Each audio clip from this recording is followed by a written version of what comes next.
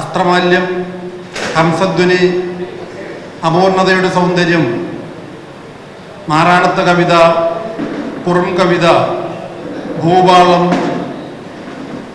നിശാഗന്ധി, അമ്മത്തോറ്റം, സാമം സംഘർഷം, ശ്യാമസുന്ദരം,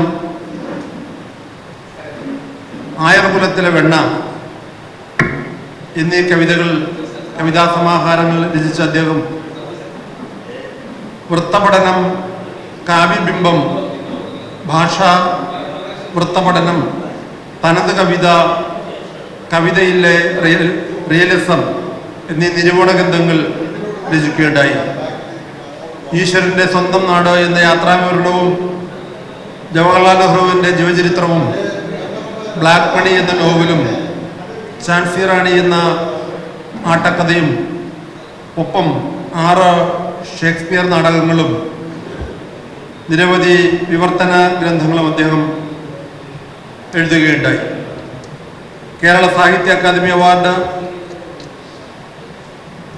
ഓടക്കുഴൽ അവാർഡ്, കേരള പാണിനി പുരസ്കാരം, ഉള്ളൂർ അവാർഡ്, വള്ളത്തോൾ പുരസ്കാരം, പത്മശ്രീ പുരസ്കാരം എന്നീ പുരസ്കാരങ്ങൾ നേടിയിട്ടുള്ള കവിയായിരുന്നു ശ്രീ പി നാരായണക്കുറുപ്പ്.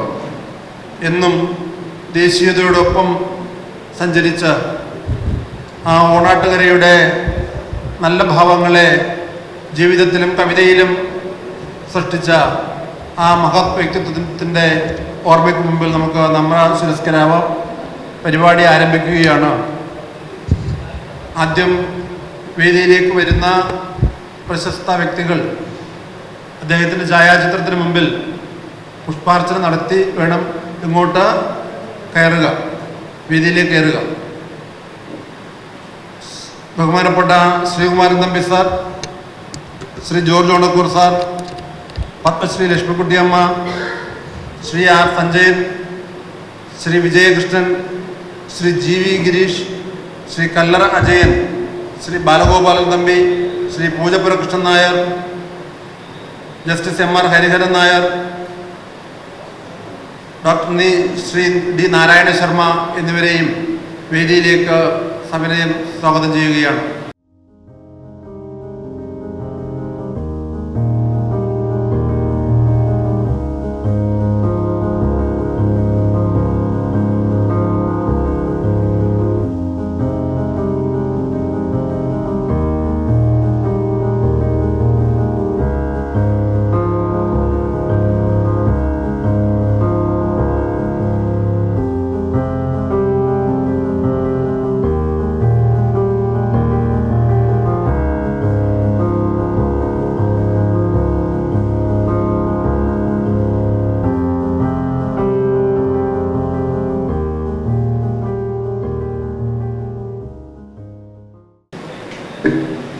വേദിയിലും സദസ്സിലും ഇരിക്കുന്ന എല്ലാ പ്രിയപ്പെട്ടവർക്കും വിനീതമായ നമസ്കാരം. നമ്മുടെ വിശ്വാസമനുസരിച്ച് ഒരു വ്യക്തി തൻ്റെ ഭൗതികദേഹം ഉപേക്ഷിച്ചു കഴിഞ്ഞാലും മരണാനന്തര കർമ്മങ്ങളെല്ലാം കഴിയുന്നത് വരെ സൂക്ഷ്മദേഹം നമ്മോടൊപ്പം തന്നെ ഉണ്ടാകുമെന്നാണ്. അങ്ങനെയാണെങ്കിൽ എന്തായാലും കുറുപ്പ് സാറിൻ്റെ ആത്മാവ് ഇപ്പോൾ നമ്മോടൊപ്പം ഈ സംസ്കൃതി ഭവനിൽ തന്നെ ഉണ്ടാകുമെന്ന കാര്യത്തിൽ യാതൊരു സംശയവുമില്ല. ഒരിക്കൽ ആകാശവാണിയിൽ ഒരു പരിപാടിയിൽ കവിത അവതരിപ്പിക്കുവാനുള്ള ഒരു അവസരം ലഭിച്ചപ്പോൾ അന്ന് കുറുപ്പ് സാറിനോട് ഒരു അഭിപ്രായം ചോദിക്കുകയുണ്ടായി. ഏത് കവിത ഞാൻ ചൊല്ലണം? സാറിൻ്റെ കവിത തന്നെ ചൊല്ലണം എന്നൊരു ആഗ്രഹം എനിക്കുണ്ടായിരുന്നു. അപ്പോൾ സാറിൻ്റെ ഏത് കവിത ചൊല്ലണം എന്ന് ചോദിച്ചപ്പോൾ അദ്ദേഹം തന്നെ തിരഞ്ഞെടുത്ത് തന്ന അദ്ദേഹത്തിന് വളരെ പ്രിയപ്പെട്ട ഒരു കവിതയുണ്ട്, ദ്വൈതവനം. ആ കവിത തന്നെയാണ് ഇന്ന് ഇവിടെ അദ്ദേഹത്തിൻ്റെ സ്മരണയ്ക്ക് മുന്നിലും നിങ്ങൾക്ക് മുന്നിലും കാവ്യാർച്ചനയായി ഞാൻ സമർപ്പിക്കുന്നത്. ദ്വൈതവനം.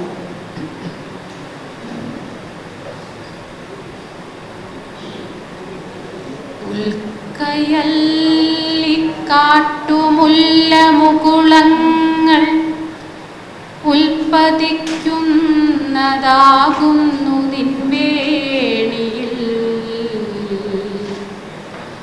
സ്വാഗതം ദ്വൈതവനത്തിലേക്കോതുകയാവണം വാസമിവിടെ നമുക്കിനി. ഈ രണ്ടു ചുറ്റിപ്പിണഞ്ഞും ഇടയുന്ന ഭൂരുഹം രണ്ടായി പിരിഞ്ഞും ഇരട്ടയായി കാലമുള്ളെങ്ങും നിറഞ്ഞും നമുക്കകതാരിലെഴും ദ്വൈതം ഇങ്ങു കാണുന്നു നാം. ശാന്തിയും ശത്രുസംഹാര പ്രതിജ്ഞയും നാം തമ്മിലുള്ളതാം ദ്വൈതമല്ലേ സഖി. മാരിവില്ലൊപ്പമിടിമിന്നലും ഗാനമാധുരിക്കൊപ്പം കുറുക്കൻ്റെയോരിയും അക്ഷയപാത്രപ്രസാദവും ആയതു തട്ടിമാറ്റാൻ കാലവാദ്യതൻ ക്രോധവും ദുർഗമമാർഗവും ദൂരസ്ഥതാരവും എത്രയ്ക്കനന്തം ഈ ദ്വൈത പരമ്പര തൊട്ടാലുടൽ വാടുമിച്ചെടി കാണുക. കട്ടാരമുള്ളുള്ളിലുണ്ടെന്നറിയുക. ഓരോ പഴങ്കരന്തം പറയുന്നു സഞ്ചാരക്ലമത്തിനു ഞാൻ കാണും ഔഷധം. ചില്ലി ചെറുതായി ചലിക്ക് മന്ദസ്മിതത്തെല്ല് എന്നകർമ്മണ്യതയ്ക്കു നിന്നൗഷധം. പ്രക്ഷുബ്ധതയിൽ പ്രശാന്തി തേടുന്നു ഞാൻ, ദുഃഖത്തിലും നീ മധുവാണിയാകുന്നു. ദ്വൈതനാമപ്പൊരുളിങ്ങനെ നീളുന്നു. നാം തന്നെയല്ലീ വനത്തിനി പേർ നൽകി. ശ്രീ വിട്ടൊഴിയവേ രാജ്യാവകാശി ഞാൻ ചീവീടു പാടുന്നതും കേട്ടിരിക്കുന്നു. ഏണിൽ കുടം നീ നടക്കെ ഉലഞ്ഞതു വേണിയും എൻ്റെ മനസ്സുമൊപ്പം സഖി. ചിന്തിക്കവയ്യ അന്നഴിച്ചിട്ട നിൻമുടി ചിന്തിയ നീലക്കൊടും ജ്വാലയേൽക്കയാൽ കൺപൊത്തിയെങ്ങോ മറഞ്ഞിരിപ്പാകുന്നു. കർമ്മസാക്ഷിത്വം വഹിപ്പോൻ പിതാമഹൻ. കൂടിനെ വീടിനെ കൂട്ടരേ വീട്ടരെ നേടിയ നിത്യതപഫലത്തെ വിട്ട് പേടിപ്പെടുത്തും മൃഗങ്ങൾ നടുക്ക് എന്നെ കൂടെ വരും മനഃശക്തിയല്ലോ ശക്തി. ദ്വൈതകാന്താരം കടന്നു കഴിഞ്ഞിതാ. ദ്വൈതകാന്താരം കടന്നു കഴിഞ്ഞിതാ. പ്രീതിയോടെത്തി നാം കൃഷ്ണശിലാതലം. കൃഷ്ണശിലാതലം ഹൃഷ്ടം ഇരിക്കുക കൃഷ്ണേ. തപസ്വിനി നീ വിളിച്ചിടുക സർഗപ്രഭവനെ. മാർത്താണ്ഡ കൽപ്പപ്രഭനെ പുരാനെ ദയാവാനെ. കൃഷ്ണേ വിളിക്കൂ നീ കൃഷ്ണനെ. തൽക്ഷണം കേൾക്കനാം ദീപ്തസ്വരമാം കുഴൽ വിളി. കൃഷ്ണേ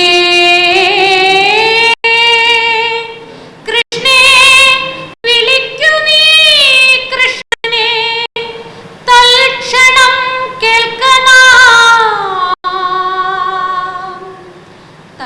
വീക്ഷണം കേൾക്കനാം ദീപ്തസ്വരമാം കുഴൽവിളി.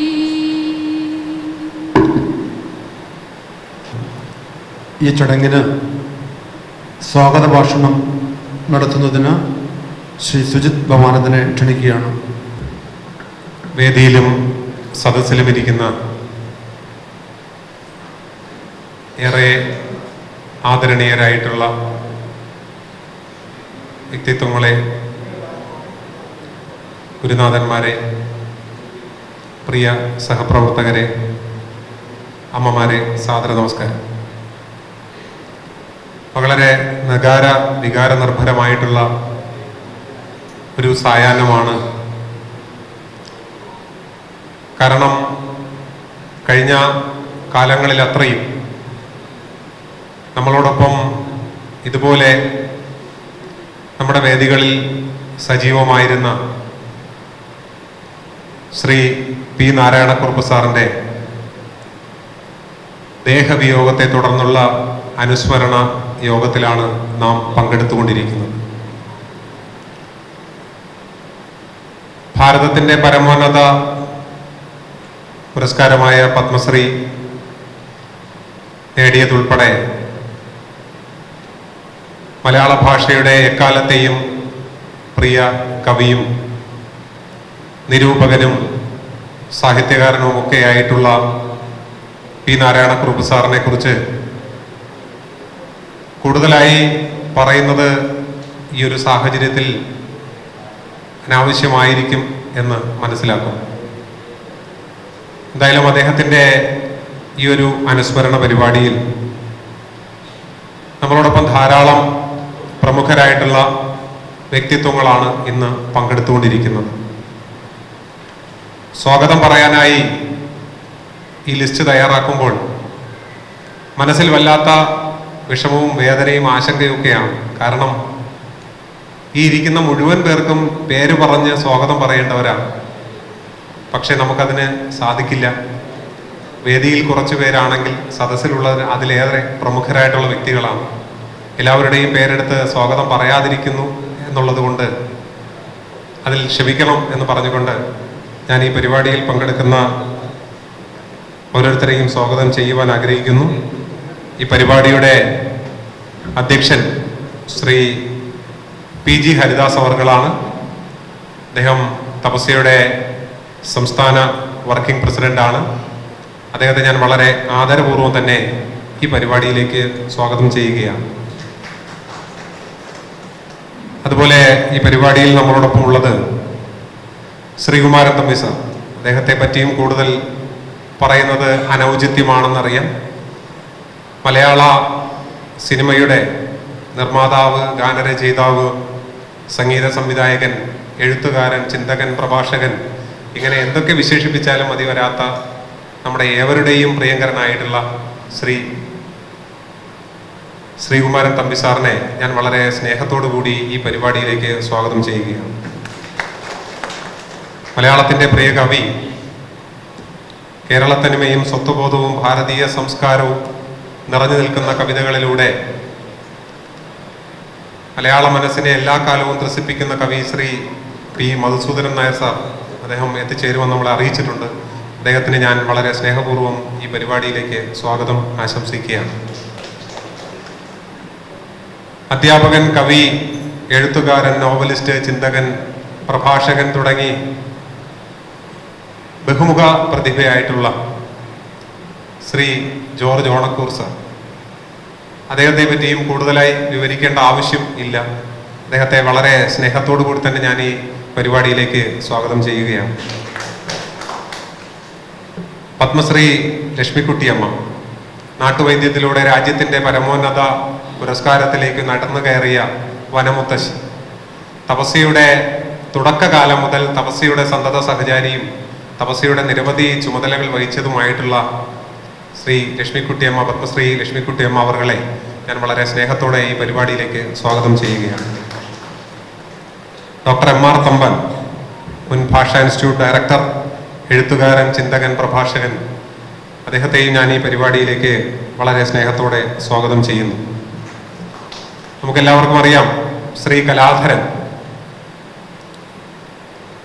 മലയാളികളുടെ പ്രിയങ്കരനായിട്ടുള്ള അഭിനേതാവ്, തിയേറ്റർ ആർട്ടിസ്റ്റ്, അതുപോലെ തന്നെ സിനിമാ താരം എന്ന നിലയിൽ മാത്രമല്ല, അദ്ദേഹം നിരവധി മതിലുകൾ, വാനപ്രസ്ഥം, ട്രാൻസ് ഉൾപ്പെടെയുള്ള നിരവധി സിനിമകളിലൂടെ അദ്ദേഹത്തിൻ്റെ അഭിനയത്തിന് ദേശീയ ജൂറി പരാമർശമൊക്കെ നേടിയിട്ടുള്ള നമ്മുടെ എല്ലാവരുടെയും പ്രിയങ്കരനായിട്ടുള്ള സിനിമാ താരം ശ്രീ കലാധരൻ അവറുകളെ ഈ പരിപാടിയിലേക്ക് ഞാൻ വളരെ സ്നേഹത്തോടെ സ്വാഗതം ചെയ്യുന്നു.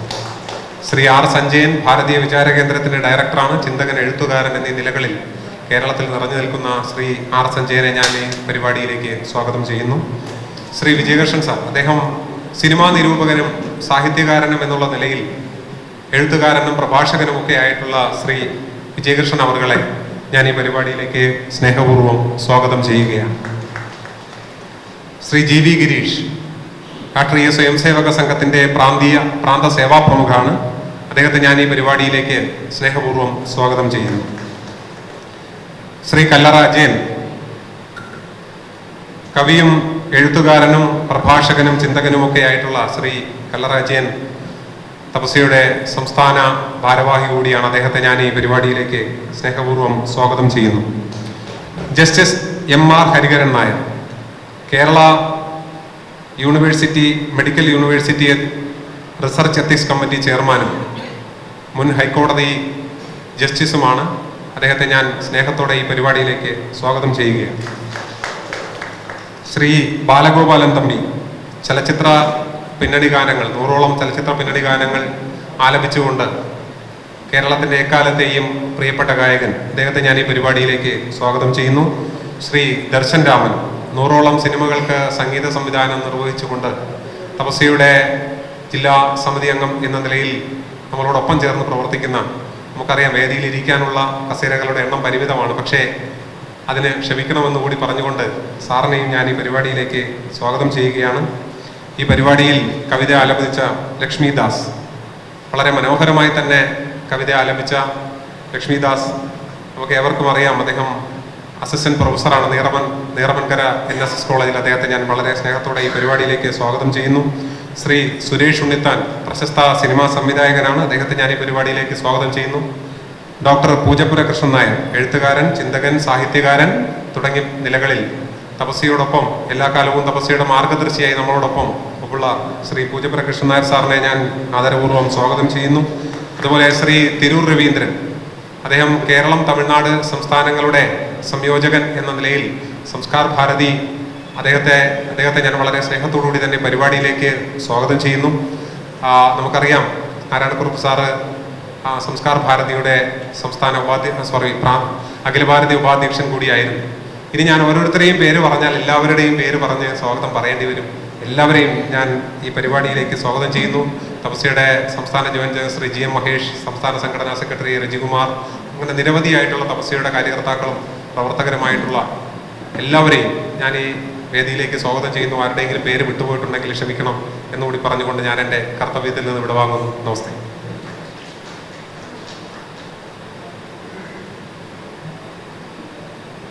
അധ്യക്ഷ ഭാഷണത്തിനായി പ്രൊഫസർ PG ഹരിദാസ് അവരുടെ ആദരവോടെ ക്ഷണിക്കുന്നു.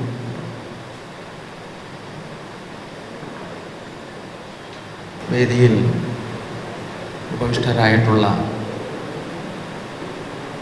ആചാര്യ തുല്യരായ എല്ലാ വ്യക്തികൾക്കും എൻ്റെ വിനീതമായ നമസ്കാരം. സദസ്സിലെ നിരവധി മേഖലകളിൽ നിന്ന്, നിരവധി കലാരംഗത്ത് നിന്ന്, സാഹിത്യരംഗത്ത് നിന്ന് ഒക്കെ എത്തിയ ഉത്കൃഷ്ട വ്യക്തികളുണ്ട്. എല്ലാവർക്കും, പ്രത്യേകിച്ചും കുറുപ്പ് സാറിൻ്റെ പ്രിയപുത്രി വൃന്ദ ടീച്ചറിനും എൻ്റെ നമസ്കാരം. കുറുപ്പ് സാറിൻ്റെ അനുസ്മരണം നടക്കുമ്പോൾ നമുക്ക് എവിടെ നിന്നാണ് തുടങ്ങേണ്ടത് എന്നുള്ളതിനെക്കുറിച്ച് സ്വാഭാവികമായിട്ടുമുള്ള ഒരു ശങ്കയുണ്ടാവും. തപസ്യയുടെ പ്രവർത്തകൻ എന്ന നിലയ്ക്ക് തപസ്യ എത്രമാത്രം അദ്ദേഹത്തോട് കടപ്പെട്ടിരിക്കുന്നു എന്നുള്ളത് വളരെ വ്യക്തമായിട്ടുള്ള ഒരു കാര്യമാണ്. പക്ഷെ അത് വിശദീകരിക്കുവാനുള്ള വേദി മാത്രമല്ല ഇത് എന്ന് ഞാൻ തിരിച്ചറിയുന്നു. വളരെ വ്യത്യസ്തമായിട്ടുള്ള മേഖലകളിൽ നിന്ന് കുറുപ്പ് സാറിൻ്റെ പ്രവർത്തനങ്ങളും സുഹൃത്ത് ബന്ധവും ഒക്കെ ചെന്നെത്തിയ സ്ഥലങ്ങളിൽ നിന്നൊക്കെ വ്യക്തികൾ സന്നിഹിതരായിരിക്കുന്ന ഈ അവസരത്തിൽ അദ്ദേഹം വ്യാപരിച്ച മേഖലകളും അദ്ദേഹം നമുക്ക് സമ്മാനിച്ച ചിന്തകളും അവയെക്കുറിച്ച് ഒന്ന് ഓർത്തെടുക്കാനും നമ്മുടെ മനസ്സിൽ സൂക്ഷിക്കാനും അടുത്ത തലമുറയിലേക്ക് പറ്റുന്നിടത്തോളം അത് പകർന്നു കൊടുക്കുവാനുമാണ് നമ്മൾ ഈ അവസരം വിനിയോഗിക്കുന്നത്. അഗാധമായ അന്തർദർശനവും വിപുലമായ വിശ്വദർശനവും തൻ്റെ ജീവിതത്തിൽ സാധ്യമാക്കിയ വ്യക്തി എന്ന് മഹാകവി വൈലോപ്പിള്ളി അദ്ദേഹത്തെക്കുറിച്ച് പറഞ്ഞിട്ടുണ്ട്. വൈലോപ്പിള്ളി അത്രയും ശ്രേഷ്ഠമായിട്ടുള്ള ഒരു അഭിപ്രായം പറയുമ്പോൾ നമുക്കതിനപ്പുറത്തേക്കൊന്നും പറയുവാനില്ല വാസ്തവത്തിൽ. എന്നാലും അദ്ദേഹം നേരിട്ട് ഇടപെട്ട ഒരുപാട് മേഖലകളുണ്ട്, ഒരുപാട് വ്യക്തികളുണ്ട്. അപ്പം അവർക്കൊക്കെ പറയാനുള്ള ഒരുപാട് കാര്യങ്ങളുണ്ട്. ഇന്ന് ഇവിടെ തന്നെ 2004 കുറുപ്പ് സാറിൻ്റെ സപ്തതി ആഘോഷത്തിൻ്റെ സമയത്ത് ഡോക്ടർ അയ്യപ്പ പണിക്കർ സാറ് പറഞ്ഞ ചില കാര്യങ്ങളാണ് എനിക്ക് ഓർമ്മ വരുന്നത്. ഇത് ഓണാട്ടുകരക്കാരുടെ ഒരു സാഹിത്യ സമ്മേളനമാണോ എന്ന് സംശയം തോന്നുന്നു എന്ന് അദ്ദേഹം അന്ന് പറഞ്ഞു. കാരണം ഓണാട്ടുകര പ്രദേശത്തുള്ള, ഓണാട്ടുകര എവിടെയാണ് എന്ന് നമുക്കറിയാം, ഓണാട്ടുകര മേഖലയിലുള്ള അനേകം ആൾക്കാർ, സാഹിത്യകാരന്മാരും കലാകാരന്മാരും അന്ന് ഈ വേദിയിലും സദസ്സിലുമായിട്ടും ഉണ്ടായിരുന്നു. ഇതേ വേദി തന്നെയായിരുന്നു അന്നും ഉണ്ടായിരുന്നത്. ആ ഓണാട്ടുകരയുടെ മഹത്വം വിളിച്ചറിയിക്കുന്ന തരത്തിലുള്ള പ്രഭാഷണമാണ് അന്ന് ഡോക്ടർ അയ്യപ്പ പണിക്കർ സാർ നടത്തിയത്. ഈ ശ്രദ്ധാഞ്ജലി നടത്തുമ്പോൾ കുറുപ്പ് സാർ നമുക്ക് തന്ന അനേകം ആശയങ്ങൾ, അദ്ദേഹം വ്യാഖ്യാനിച്ചിട്ടുള്ള കലാദർശനം, അദ്ദേഹം സ്വായത്തമാക്കിയ ജീവിത ദർശനം, അദ്ദേഹത്തിൻ്റെ സാഹിത്യ ദർശനം, അദ്ദേഹത്തിൻ്റെ കവിതയുടെ ആന്തരികമായിട്ടുള്ള ശക്തി, ഇവയൊക്കെ നമുക്ക് ആലോചിക്കുവാനും നമ്മുടെ മനസ്സിൽ സൂക്ഷിക്കുവാനുമുള്ള ഒരവസരമായിട്ട് ഇത് നമുക്ക് ഉപയോഗിക്കാൻ പറ്റണം. എത്രമാത്രം അഗാധമായിരിക്കണം നമ്മുടെ രാഷ്ട്രത്തോടുള്ള സ്നേഹമെന്ന് അഥർവവേദത്തിൻ്റെ 12-ാം അധ്യായം മലയാളത്തിലേക്ക് ആവിഷ്കരിച്ചുകൊണ്ട് അദ്ദേഹം നമ്മളോട് പറഞ്ഞു. ഭൂമിയെ മാതാവായി കണ്ടുകൊണ്ട് എങ്ങനെയാണ് സമാജ സേവ നടത്തേണ്ടത് എന്ന് അദ്ദേഹം നമ്മളോട് സൂചിപ്പിച്ചിട്ടുണ്ട്. ഇങ്ങനെ എല്ലാ മേഖലകളിലും ഒരു കലാമർമ്മജ്ഞൻ എന്ന നിലയ്ക്ക് കഥകളിയും അതുപോലെ തന്നെ എല്ലാ വിധത്തിലുള്ള നൃത്തങ്ങളും സംഗീതവും ഒക്കെ സ്വായത്തമാക്കിക്കൊണ്ട് നമ്മുടെ ഇടയിൽ നിറഞ്ഞു നിന്ന ഒരു സഹൃദയനായിരുന്നു അദ്ദേഹം. എന്താണ് സഹൃദയത്വം എന്ന് നമ്മെ പഠിപ്പിച്ച് മറഞ്ഞുപോയ മഹാവ്യക്തി. സഹൃദയത്വത്തിൻ്റെ ആൾരൂപമായിട്ടാണ് നമ്മൾ അദ്ദേഹത്തെ കാണേണ്ടത്. അദ്ദേഹം അവശേഷിപ്പിച്ചു പോയ എല്ലാ പാരമ്പര്യങ്ങളും എല്ലാ ആശയങ്ങളും നെഞ്ചേറ്റുവാനുള്ള അവസരമായി ഇത് ഉപയോഗിക്കണം എന്നുള്ള അഭ്യർത്ഥനയോടെ അദ്ദേഹത്തിന് ശ്രദ്ധാഞ്ജലി അർപ്പിച്ചുകൊണ്ട് എൻ്റെ വാക്കുകൾ അവസാനിപ്പിക്കുന്നു. നമസ്കാരം. ശ്രീകുമാരൻ തമ്പി സാർ നാരായണക്കുറുപ്പ് സാറിനെ അനുസ്മരിക്കുന്നു.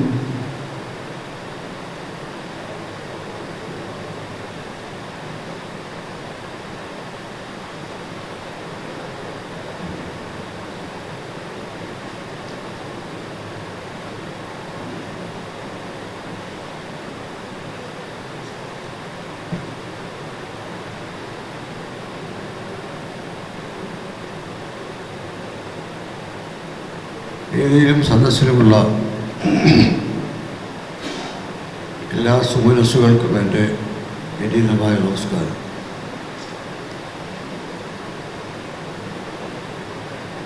കുറുപ്പുചേട്ടൻ എന്ന് ഞാൻ വിളിച്ചിരുന്ന ഈ നാരായണക്കുറുപ്പ് നമ്മളെ വിട്ടുപോയി. ഈ വേദിയിലിരിക്കുന്ന പ്രശസ്തരായ എഴുത്തുകാർക്കും സദസ്സിലുള്ള സുഹൃത്തുക്കൾക്കും കുറുപ്പുചേട്ടനോടുള്ള ബന്ധമല്ല എനിക്ക് അദ്ദേഹത്തിനുണ്ടായിരുന്നത്. ഞങ്ങൾ രണ്ടുപേരും ഒരു ഗ്രാമത്തിൽ ജനിച്ചവരാണ്. ആ ഗ്രാമം ഇന്ന് നഗരമായി. അത് പഞ്ചായത്തായിരുന്നു, ഇപ്പം മുനിസിപ്പാലിറ്റിയാണ്. ഹരിപ്പാട് എന്ന പ്രദേശത്താണ് ഞങ്ങൾ രണ്ടുപേരും ജനിച്ചത്. ഹരിപ്പാട്ട് എന്ന സ്ഥലത്തിലെ കേന്ദ്ര എന്ന് വിശേഷിപ്പിക്കാവുന്ന സുബ്രഹ്മണ്യ സ്വാമി ക്ഷേത്രത്തിൻ്റെ വളരെ തൊട്ടടുത്താണ് ഞാൻ ജനിച്ചത്. ക്ഷേത്രത്തിലെ മണിനാഥവും ശംഖനാഥവും ഒക്കെ ആയിരുന്നു ഞങ്ങൾ കേൾക്കുന്ന പ്രധാന ശബ്ദങ്ങൾ. അത് എൻ്റെ അമ്മ ഞങ്ങളുടെ പഠിത്തത്തിനും മറ്റുമുള്ള ടൈം ടേബിളാക്കിയിരുന്നു. എന്നാൽ കുറുപ്പുചേട്ടൻ ജനിച്ചത് ഹരിപ്പാടിന് കിഴക്ക് വശത്തുള്ള പള്ളിപ്പാട് ഗ്രാമത്തിന് അടുത്താണ്. പക്ഷേ ഈ ദൂരം ഞങ്ങളെ തമ്മിൽ അകറ്റിയിരുന്നില്ല. കാരണം പി നാരായണക്കുറുപ്പും എൻ്റെ വല്യേട്ടൻ, ഞാൻ വാവുത്തത്തൻ എന്ന് വിളിക്കുന്ന എൻ്റെ വല്യേട്ടൻ പി വാസുദേവൻ തമ്പി എന്ന നോവലിസ്റ്റ് പി വി തമ്പിയും സഹപാഠികളെ. അവർ രണ്ടുപേരും ഒരേ പ്രായക്കാരാണ്, ഒരേ വർഷം ജനിച്ചവരാണ്, ഒരു ക്ലാസ്സിൽ പഠിച്ചവർ. അപ്പം അങ്ങനെ വല്യേട്ടൻ്റെ സഹപാഠി എനിക്കും വല്യേട്ടനെ പോലെയായി. അപ്പോൾ ചെറുപ്രായം മുതൽ അദ്ദേഹത്തെ അറിയാം. ക്ഷേത്രത്തിൽ വെച്ച് കാണാറുണ്ട്, ടൗൺ ഹാളിൽ വെച്ച് കാണാറുണ്ട്. അവർ കേരളവർമ്മ മെമ്മോറിയൽ സെൻട്രൽ ലൈബ്രറി എന്നൊരു വായനശാലയുണ്ട്. ആ കാലത്ത് വളരെ വലിയ ഗ്രന്ഥശാലയായിരുന്നു. എൻ്റെ സാഹിത്യരംഗത്തെ തുടക്കകാലത്ത് എനിക്കൊരു വിദ്യാലയമായിരുന്നു ആ വായനശാല, ആ ലൈബ്രറി.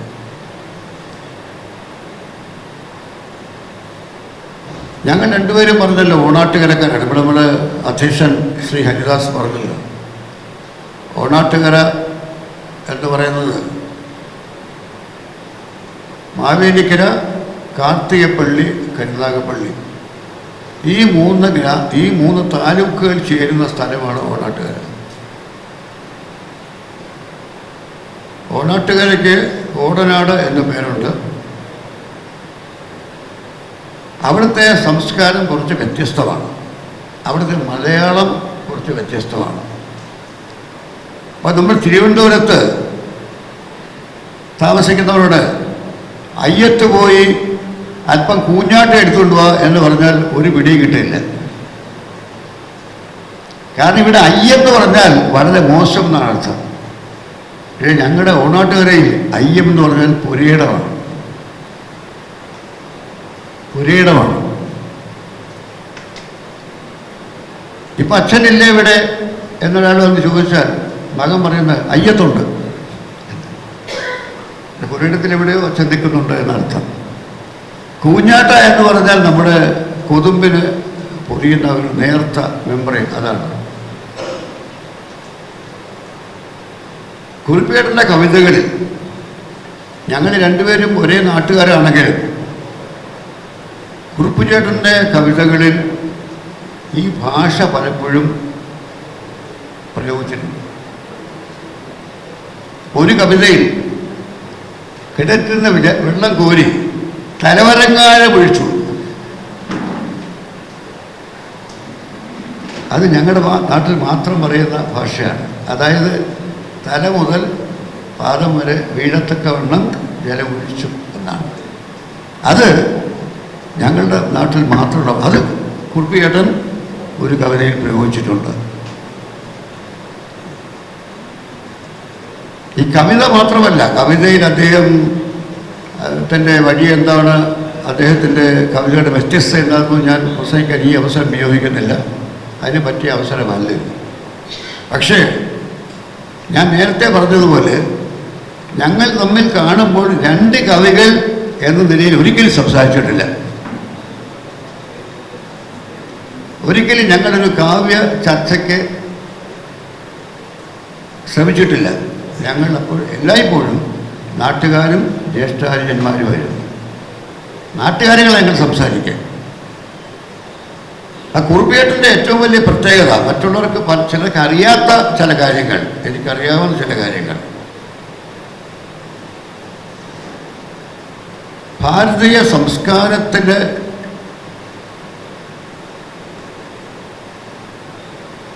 അടിസ്ഥാനമല്ലാത്ത ഒന്നിനോടും അദ്ദേഹത്തിന് സ്നേഹമുണ്ടായിരുന്നു. ഭാരതീയ സംസ്കൃതിയുടെ പ്രവാചകനായിരുന്നു കുറുപ്പിയേട്ടൻ. അദ്ദേഹം തപസ്യയുമായി ബന്ധപ്പെടാനുള്ള കാരണവും അത് തന്നെ ആയിരിക്കണം. തപസ്യയുടെ അധ്യക്ഷനായിരുന്നു അദ്ദേഹം ഏറെക്കാലം. പിന്നൊന്ന്, കേരളത്തിലെ ദൃശ്യകലകളുമായിട്ടുള്ള അദ്ദേഹത്തിൻ്റെ ബന്ധമാണ്. ദൃശ്യകലകൾ എന്ന് പറഞ്ഞാൽ എല്ലാ ദൃശ്യകലകളും, അത് ശരിക്കും കഥകളിയിൽ ഒരു പാരംഗതനായിരുന്നു കുറുപ്പിയേട്ടൻ. നിങ്ങൾക്ക് ഏത് കഥയെക്കുറിച്ചും അദ്ദേഹത്തോട് സംസാരിക്കാം. വിജനീപഥ എന്ന് തുടങ്ങുന്ന കഥ, ഉണ്ണായിവാരുടെ കഥകളിൽ നളചരിതത്തിലെ പദം ആദ്യത്തെ വരി പറഞ്ഞാൽ അത് മുഴുവൻ അദ്ദേഹം പാടും. കുചേലവൃത്തത്തിലെ അജിതഹരേ എന്ന കുചേലൻ്റെ പദം അദ്ദേഹം പാടിക്കെത്തിക്കും. കഥകളി പദങ്ങളെ ഇത്രയധികം സ്നേഹിച്ചിട്ടുള്ള കവികൾ കുറവായിരിക്കും. ഈ കഥകളിയുടെ കാര്യത്തിൽ അദ്ദേഹത്തിന് മുദ്രകളെക്കുറിച്ച് തന്നെ അഗാധമായ ജ്ഞാനമുണ്ടായിരുന്നു. ഇത് നിങ്ങളിൽ പലർക്കും അറിയാത്ത കാര്യമായിക്കൊണ്ട് ഞാൻ പറയുന്നത്. കഥകളി മുദ്രകളെക്കുറിച്ച് അപ്പോൾ ചെങ്ങന്നൂർ രാമപിള്ളയുടെ ദുര്യോധന വേഷം കണ്ടാൽ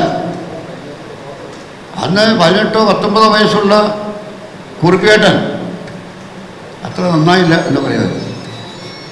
ഇന്നത്തെ ദുര്യോധനൻ അത്ര നന്നായില്ല എന്ന് പറയും. അങ്ങനെ തുറന്നു പറയാനുള്ള ധൈര്യവും മാനസികാവസ്ഥയും ശ്രീനാരായണക്കുറുപ്പ് എന്ന കവിക്കുണ്ടായിരുന്നു. അതിന് കാരണം ഞങ്ങൾ രണ്ടുപേരും ഹരിപ്പാട്ട് ക്ഷേത്രത്തിൻ്റെ സംസ്കാരത്തിൽ വളർന്നവരാണ്. അവിടെ വിഷുവിന് കൊടിയേറി 10ാം ഉദയത്തിന് ആറാട്ടാണ് പ്രധാന ഉത്സവം. അത് വിഷുവിന് കൊടിയേറി കഴിഞ്ഞാൽ 2ാം ഉത്സവം മുതൽ 7ാം ഉത്സവം വരെ എല്ലാ ദിവസവും രാത്രി കഥകളിയാണ്.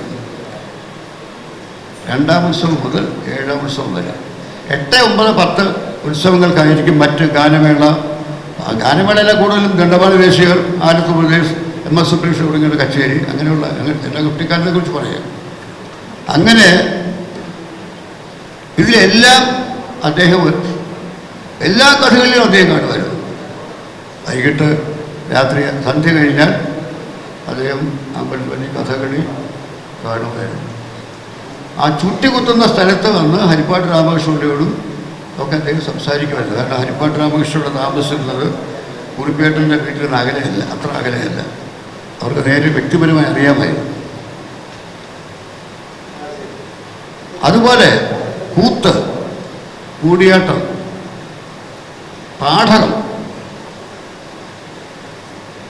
ഈ പാഠകം എന്ന് പറയുന്നത് ഞങ്ങളുടെ ഓണാട്ടുകരയിൽ കൂടുതൽ പ്രചാരമുള്ളൊരു കലയാണ്. അത് എല്ലായിടത്തും കേരളത്തിലുടനീളമുള്ള കലയല്ല. ഈ പാഠകം എന്ന് പറഞ്ഞാൽ കഥാപ്രസംഗത്തിൻ്റെ വേറൊരു പ്രാചീന രൂപമാണ്.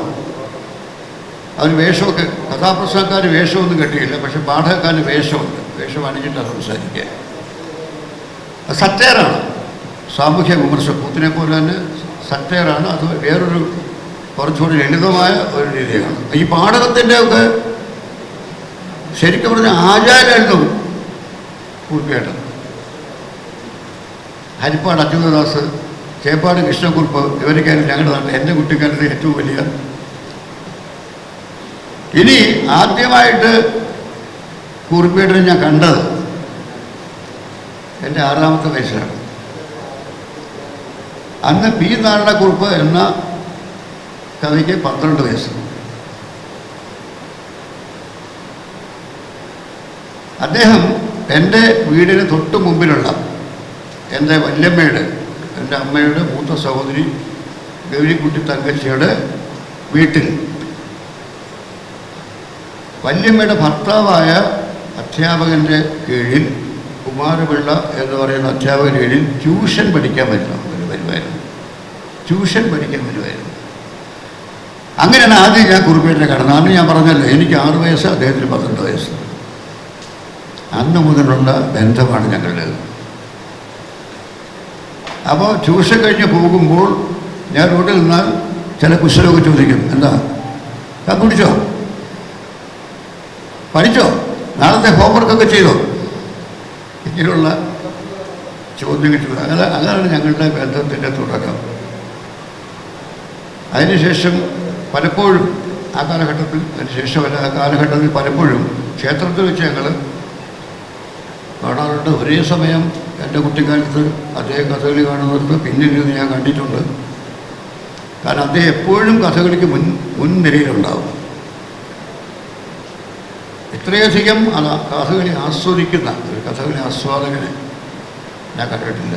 പക്ഷെ അദ്ദേഹം ഹരിപ്പാട്ട് വിദ്യാഭ്യാസം കഴിഞ്ഞ് ഡൽഹിക്ക് പോയി. അന്ന് ഞാൻ ഡൽഹിയിൽ പോകുമ്പോഴൊക്കെ അദ്ദേഹത്തിൻ്റെ ഡൽഹിയിലെ വീട്ടിൽ പോകുമായിരുന്നു. എനിക്കിപ്പോഴും ഓർമ്മയാണ്, എൻ്റെ മോഹിനിയാട്ടം എന്ന സിനിമയുടെ പ്രദർശനം ഡൽഹി നടക്കുമ്പോൾ, റിവ്യൂ നടക്കുമ്പോൾ ഞാൻ കുറിപ്പിയേട്ടനെ പോയി ക്ഷണിച്ചു. അദ്ദേഹം കുടുംബസമേതം വന്ന് സിനിമ കാണുകയും ചെയ്തു. അങ്ങനെ ഞങ്ങൾ ബന്ധം ഒരിക്കലും മുറിഞ്ഞിട്ടില്ല. തിരുവനന്തപുരത്ത് വന്നതിന് ശേഷം ഞാനും ചെന്നൈയിലാണ് 26 ദിവസം ജീവിച്ചത്. ഇപ്പോഴും എൻ്റെ കേന്ദ്രം ചെന്നൈയാണ്. തിരുവനന്തപുരത്ത് കൂടുതൽ താമസിക്കുന്നു, അതിന് പല കാരണങ്ങളിൽ താമസിക്കുന്നു മാത്രമാണ്. അപ്പോൾ തിരുവനന്തപുരത്ത് അദ്ദേഹമുള്ള കാലത്ത് ഞാൻ ചെന്നൈയിലായിരുന്നു. പിന്നീട് ഞങ്ങൾ രണ്ടുപേരും തിരുവനന്തപുരത്ത് കൂടുതൽ ദിവസമുള്ളപ്പോൾ ഞങ്ങൾ പരസ്പരം കാണുവാനും ഇവിടെ തന്നെ ഞങ്ങൾ 1-2 സമ്മേളനങ്ങൾ ഒരുമിച്ച് സംസാരിച്ചിട്ടുണ്ട്. അത് ആ സമയത്ത് മുകളിലെ ഹാളിലായിരുന്നു ആണ് എൻ്റെ ഓർമ്മ. അതുപോലെ തപസ്യ എന്ന സാംസ്കാരിക സംഘടനയുമായി എന്നെ കൂടുതൽ അടുപ്പിക്കുന്നതിലും കുറിപ്പിയേട്ടന് നല്ല പങ്കുണ്ട്. അങ്ങനെ എന്നെ സംബന്ധിച്ചിടത്തോളം ഒരു വല്യേട്ടൻ്റെ മരണമാണ് നടന്നിരിക്കുന്നത്. എൻ്റെ വല്യേട്ടൻ 72ാമത്തെ വയസ്സിൽ മരിച്ചു. കുറിപ്പിയേട്ടൻ 92ാമത്തെ വയസ്സിലാണ് മരിക്കുന്നത്. 20 വർഷം അദ്ദേഹത്തിന് കൂടുതൽ കിട്ടി എൻ്റെ ജ്യേഷ്ഠനിക്കാൻ. അദ്ദേഹം ഒരു പൂർണ്ണ ജീവിതം ജീവിച്ചു. എന്നാൽ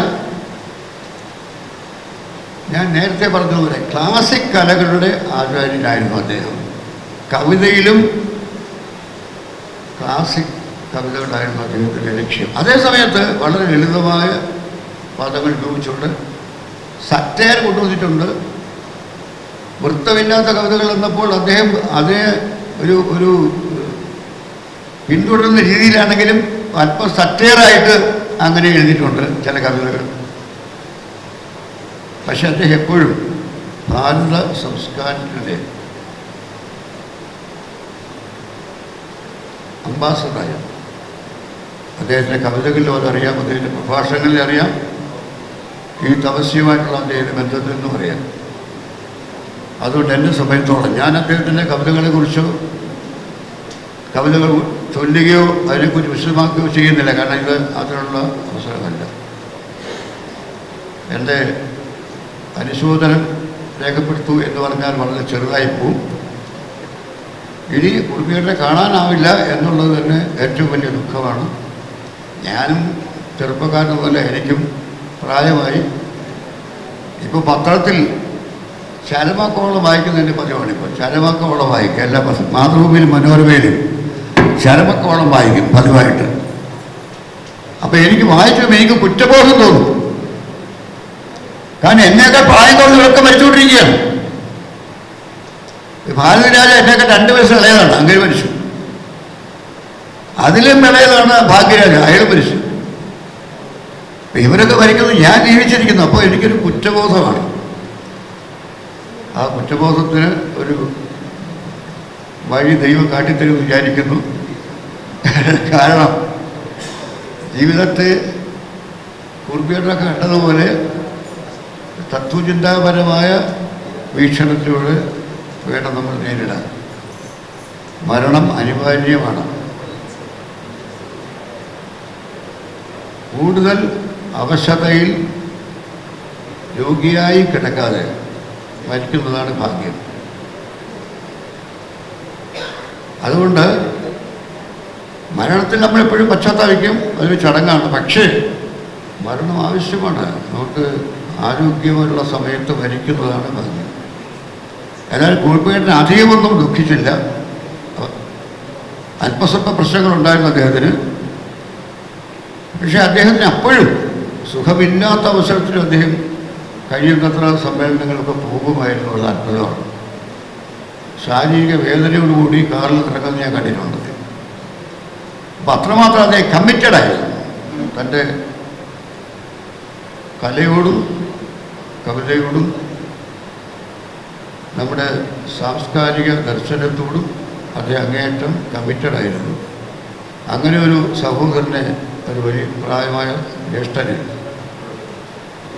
നഷ്ടപ്പെട്ടതിൽ തീർച്ചയായും എനിക്ക് ദുഃഖമുണ്ട്. അദ്ദേഹത്തിൻ്റെ ആത്മാവിന് ശാന്തി ലഭിക്കും എന്നാണ് എൻ്റെ വിശ്വാസം. അത്രയും നല്ല കലാപരമായ സൃഷ്ടികൾ അദ്ദേഹം നടത്തിയിട്ടുണ്ട്. പ്രകൃതി അദ്ദേഹത്തെ അനുഗ്രഹിക്കും. നന്ദി, നമസ്കാരം. ദയവായി ഒരപേക്ഷയുണ്ട്. മരണം നടന്നു കഴിയുന്ന അനുശോചന സമ്മേളനങ്ങളിൽ കൈയടിക്കാൻ പാടില്ല. ക്ഷമിക്കണം.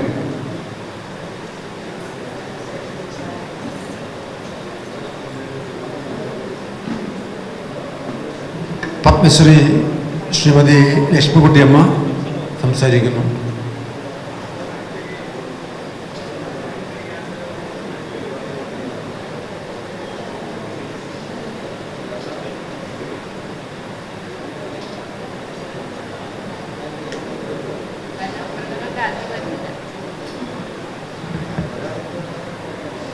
ഇവിടെ കൂടിയിരിക്കുന്ന എല്ലാവർക്കും എൻ്റെ വിനീതമായ നമസ്കാരം.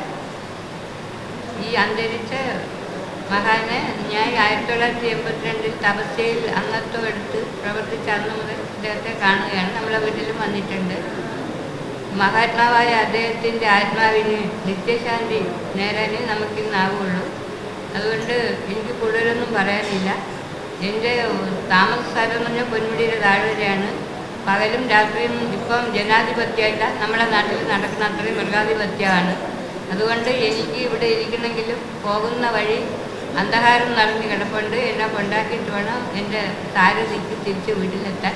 അതുകൊണ്ട് ക്ഷമിക്കണം, ഞാൻ കൂടുതൽ സമയം ഒന്നും എനിക്ക് പറയാനില്ല. മഹാനായ ഒരു വ്യക്തിയെപ്പറ്റി പറഞ്ഞ് അത് ഒരു കുശുവാക്കണ്ട. മഹാനായ വ്യക്തിയുടെ ആത്മാവിന് നിത്യശാന്തി ഈശ്വരൻ നൽകട്ടെ എന്ന് പ്രാർത്ഥിച്ചുകൊണ്ട് എൻ്റെ എല്ലാവിധ ആദരവും അദ്ദേഹത്തിന് അർപ്പിക്കുന്നു. കുറേ വർഷത്തെ ഞങ്ങൾക്ക് ഗുരുവായിട്ടും ഇരുന്ന ഒരു മഹാനാണ്. അതുകൊണ്ട് എനിക്ക് കൂടുതലൊന്നും അദ്ദേഹത്തെ പറ്റി പറയാനില്ല തന്നെ. പക്ഷേ അദ്ദേഹത്തിൻ്റെ ആത്മാവിന് സൽക്കതി ഈശ്വരൻ നല്ലൊരു ജന്മം ഇനിയും ലഭിക്കുവാൻ ഇടയാകട്ടെ എന്നും പ്രാർത്ഥിച്ചുകൊണ്ട് എൻ്റെ വാക്കുകൾ നിർത്തുന്നു. നമ്മുടെ വീട്ടിൽ ഒരു ഗുരുതരമായ ഒരു രോഗി കിടക്കുകയാണ് ഞാൻ ഇനി വന്നത്. രോഗിക്ക് കൂട്ടിരിപ്പുകാരി അവരുടെ ഒരു ബന്ധു മാത്രമേ ഉള്ളൂ. വനമാണ്. എനിക്ക് പണ്ട് തപസ്യയിൽ വരുമ്പോൾ നമ്മൾ 8:30 ഇവിടെ നിന്ന് കല്ലാർ ബസ് കയറിയാൽ 10:30 ആകുമ്പം കല്ലാറെത്തും. അവിടെ നിന്ന് മെഴുകുതിരി വെളിച്ചത്തിലാണ് ഞാനും ചേട്ടനും ഒക്കെ വീട്ടിൽ പോകാറ്. 2-3 കിലോമീറ്റർ വനത്തിലൂടെ നടന്നാലേ എൻ്റെ വീട്ടിലെത്തൂ. ഇന്ന് അതിൻ്റെക്കാളും ഗുരുതരമായ അവസ്ഥയാണ്. ചെക്കുവശമൊക്കെ ഉണ്ടെങ്കിലും മൃഗങ്ങൾ എപ്പോഴും ആനയും കരടി ഒരു അമ്പലത്തിൽ കയറിയ ഇപ്പം നമ്മൾ അമ്പലത്തിലാണ് കയറിയത്. രോഗാത്ഭുതമാണ്. കരടി ചെടി കറി എല്ലാം തകർത്തു. അതുപോലെ വീട്ടിൽ നമ്മൾ കിടന്നാലും ഇപ്പോൾ കൊട്ടും വാദ്യവും, മഴക്കാലമാണ് പ്രത്യേകിച്ചും, കൊട്ടും വാദ്യവും PP ഊത്തും ഒക്കെ കൊണ്ടാണ്, പടക്കം പൊട്ടിക്കലും ഒക്കെ കൊണ്ടാണ് നേരം പുലർത്തുന്നത്. അത്രയും ഗുരുതരാവസ്ഥയിലാണ് നമ്മൾ ഈ പ്രവർത്തനവുമായിട്ട് മുന്നോട്ട് പോകുന്നത്. രോഗികൾ വന്നാൽ അവരെ നോക്കണം, എല്ലാം ചെയ്യണം. അദ്ദേഹത്തിൻ്റെ അന്തരിച്ച വ്യക്തിയുടെ വീട്ടിൽ പോകണമെന്ന് എനിക്ക് ആഗ്രഹമുണ്ടായിരുന്നു. പോകാൻ സമയം വൈകിയതുകൊണ്ട് നേരെ ഇവിടെ വന്നതാണ്. ഇനി ക്ഷമിക്കണം എല്ലാവർക്കും, എനിക്ക് കൂടുതലൊന്നും പറയാനില്ല. ഞാൻ എല്ലാവരോടും യാത്ര ചോദിക്കുകയാണ്.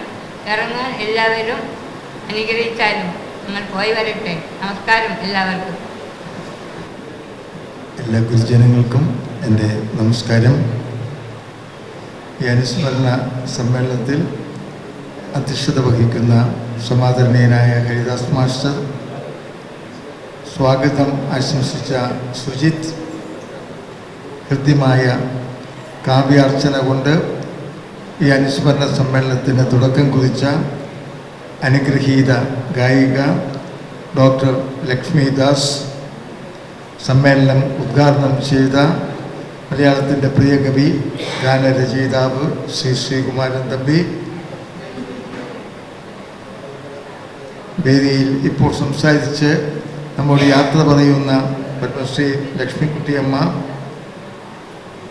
പ്രിയപ്പെട്ട വിജയകൃഷ്ണൻ, ശ്രീ ഗിരീഷ്, ശ്രീ കല്ലറാജയൻ, ശ്രീ ബാലഗോപാലൻ തമ്പി, എനിക്ക് ഏറ്റവും ആരാധനായ retire justice Hariharan Nair sir, മറ്റ് ബഹുമാന്യ വ്യക്തികളെ, സദസ്സിലുള്ള സഹോദരി സഹോദരന്മാരെയും, വളരെ പല തലങ്ങളിൽ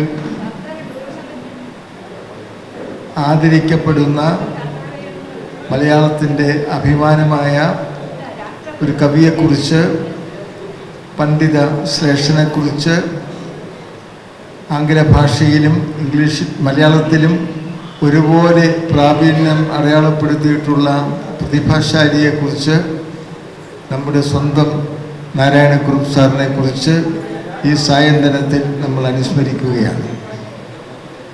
എനിക്ക് അദ്ദേഹത്തോടുള്ള ബന്ധം സഹോദര തുല്യമാണ്. ഒരു ജ്യേഷ്ഠ സഹോദരൻ എന്നുള്ള നിലയ്ക്കാണ് ഞാൻ എപ്പോഴും നാരായണക്കുറുപ്പ് സാറിനെ കണ്ടിരുന്നത് എന്ന് പറഞ്ഞുകൊള്ളട്ടെ. ഒട്ടേറെ വേദികളിൽ ഒരുമിച്ച് സംബന്ധിക്കാനുള്ള സൗഭാഗ്യം എനിക്കുണ്ടായിട്ടുണ്ട്. അദ്ദേഹം പങ്കെടുക്കുന്ന കവി സമ്മേളനങ്ങളിൽ, കാവ്യ ചർച്ചകളിൽ ഒക്കെ പങ്കുകൊണ്ട നല്ല നിമിഷങ്ങൾ ഞാൻ ഓർമ്മിക്കുന്നു. ഒരു സ്കോളർലി പോയറ്റ്, പണ്ഡിതനായ ഒരു കവി എന്ന് അദ്ദേഹത്തെ വിശേഷിപ്പിക്കാനാണ് എനിക്കിഷ്ടം. വളരെ ഗൗരവപൂർവ്വം കൈകാര്യം ചെയ്യപ്പെടുന്ന പല വിഷയങ്ങളിലും കുറുപ്പ് സാർ സ്വന്തം സാന്നിധ്യം അറിയിച്ചിട്ടുണ്ട്. അദ്ദേഹം കാൽപ്പനിക കവിയായിരുന്നു, ദാർശനികനും ആയിരുന്നു. തമ്മിൽ വൈരുദ്ധ്യമുണ്ട്. കാൽപ്പനിക കവിയെ ഒരു ദാർശനിക കവി, ഒരു ഫിലോസഫിക്കൽ പോയറ്റ് എന്ന് വിശേഷിപ്പിക്കാൻ നമുക്ക് സാധിക്കുകയില്ല. പക്ഷേ നാരായണക്കുറുപ്പ് സാർ ദാർശനികനായിരുന്നു, ഒപ്പം കാൽപ്പനികനും ആയിരുന്നു എന്നുള്ളതാണ് ഏറെ വിശേഷപ്പെട്ട ഒരു കാര്യം. അതുകൊണ്ട് ഒരു ദാർശനിക കവി എന്നോ പണ്ഡിത കവി എന്നോ അദ്ദേഹത്തെ ആദരപൂർവ്വം വിശേഷിപ്പിക്കാം എന്ന് എനിക്ക് തോന്നുന്നു. ഒട്ടേറെ മനോഹരമായ കവിതകൾ അദ്ദേഹം എഴുതിയിട്ടുണ്ട്. കവിതയുടെ വൃത്തം, അലങ്കാരം തുടങ്ങിയ ശാസ്ത്രീയ വിഷയങ്ങൾ, വശങ്ങൾ അപഗ്രഥനം ചെയ്ത് അദ്ദേഹം പുസ്തകങ്ങൾ രചിച്ചിട്ടുണ്ട്. അതുപോലെ എനിക്ക് ഏറ്റവും അടുത്ത് നിന്ന് കുറുപ്പ് സാറിനെ കാണാൻ ഭാഗ്യമുണ്ടായ നിമിഷം എന്ന് പറയുന്നത്, അദ്ദേഹത്തിന് ആട്ടക്കഥയുമായി, കൂത്ത്, കൂടിയാട്ടം തുടങ്ങിയ ക്ഷേത്ര കലകളുമായി ഉണ്ടായിരുന്ന അപഗാഹം ആണ് എന്ന് എടുത്തു പറയാൻ ഞാൻ ആഗ്രഹിക്കുന്നു. തിരുവനന്തപുരം കേന്ദ്രമായി പ്രവർത്തിക്കുന്ന മാർഗി എന്ന സാംസ്കാരിക സ്ഥാപനത്തിൽ കുറുപ്പ് സാറിനോടൊത്ത് പ്രവർത്തിക്കാൻ എനിക്ക് ഒട്ടേറെ അവസരങ്ങൾ കൈവന്നു. കാരണം അതിൻ്റെ ഒരു എളിയ അധ്യക്ഷൻ എന്നുള്ള നിലക്ക് എനിക്ക് അദ്ദേഹത്തിൻ്റെ സഹകരണം എപ്പോഴും ആവശ്യമായിരുന്നു. അത് നിർലോഭം എനിക്ക് ലഭ്യമാവുകയും ചെയ്തിരുന്നു എന്ന് പറയാൻ ഞാൻ ആഗ്രഹിക്കുകയാണ്. അദ്ദേഹം രോഗ അവസ്ഥയിലെത്തിപ്പെടുന്ന കാലത്തിന് തൊട്ട് അടുത്തുവരെ മാർഗിക്ക് ഉദാരമായി അദ്ദേഹത്തിൻ്റെ സേവനം സംലഭ്യമായിരുന്നു എന്നാണ് ഞാൻ അഭിമാനത്തോടു കൂടി ഈ അവസരത്തിൽ പറയാൻ ആഗ്രഹിക്കുന്നത്. അതുപോലെ അദ്ദേഹത്തിൻ്റെ മിഴിവുറ്റ ഭാവനയിൽ വിടർന്ന ആട്ടക്കഥകളുണ്ട്. ഝാൻസി റാണിയെക്കുറിച്ച് നാരായണകുറുപ്പ് സാർ എഴുതിയ ആട്ടക്കഥ വളരെ പ്രസിദ്ധമാണ്. ഝാൻസി റാണിയെക്കുറിച്ചുള്ള ആട്ടക്കഥ. അതുപോലെ ഉണ്ണായി വാര്യരെക്കുറിച്ച് ഇംഗ്ലീഷിൽ നാരായണകുറുപ്പ് സാർ ഒരു ജീവചരിത്ര ഗ്രന്ഥം രചിച്ചിട്ടുണ്ട് എന്നുള്ളതും ഞാൻ ഈ അവസരത്തിൽ ഓർമ്മിക്കുകയാണ്. അതുപോലെ തന്നെ പ്രധാനപ്പെട്ടതാണ് ജർമ്മൻ നാടകകൃത്തായ ഗൈഥയുടെ ജീവചരിത്രം അദ്ദേഹം രചിച്ചു എന്നുള്ളത്. അപ്പോൾ വിശ്വസാഹിത്യത്തിൻ്റെ ഇതളുകൾ വളരെ ഭംഗിയായി വിടർത്തി അതിൻ്റെ സൂക്ഷ്മമായ അംശങ്ങൾ, അതിൻ്റെ പരിമളം നമുക്ക് അനുഭവവേദ്യമാക്കി തരുന്നതിന് അദ്ദേഹം സദാ സന്നദ്ധനായിരുന്നു എന്നുള്ളത് വാസ്തവം. ഇപ്പോൾ പണ്ഡിതനായ ഒരു കവി, കാൽപ്പനികനായ ഒരു കവി, വിവിധ ഭാഷകളിൽ ഒരുപോലെ പ്രാവീണ്യം തെളിയിച്ചിട്ടുള്ള ബഹുഭാഷ വിദഗ്ധനായ ഒരു ഗുരുനാഥൻ, ഒപ്പം ഇവിടെ വെച്ച് ഈ സമ്മേളനം നടക്കുമ്പോൾ എടുത്തു പറയേണ്ട ഒരു വസ്തുത വളരെ പ്രധാനപ്പെട്ടതാണ് അത് എന്നെനിക്ക് തോന്നുന്നു. നമ്മുടെ ഈ ഭാരതീയ വിചാര കേന്ദ്രത്തിൽ വെച്ച് ഈ സമ്മേളനം നടക്കുമ്പോൾ അത് പ്രത്യേകമായി അടിവരയിട്ട് പറയേണ്ടതാണ്.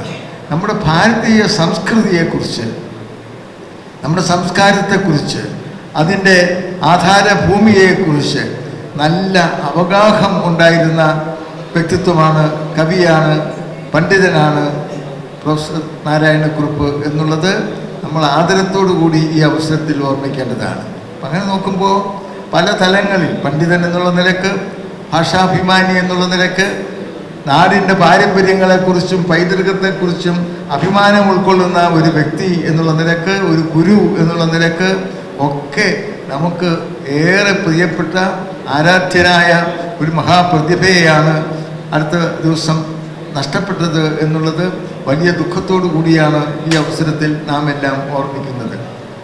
90 വയസ്സ് തികഞ്ഞു എന്നുള്ളത് ഒരു വലിയ കാര്യമല്ല.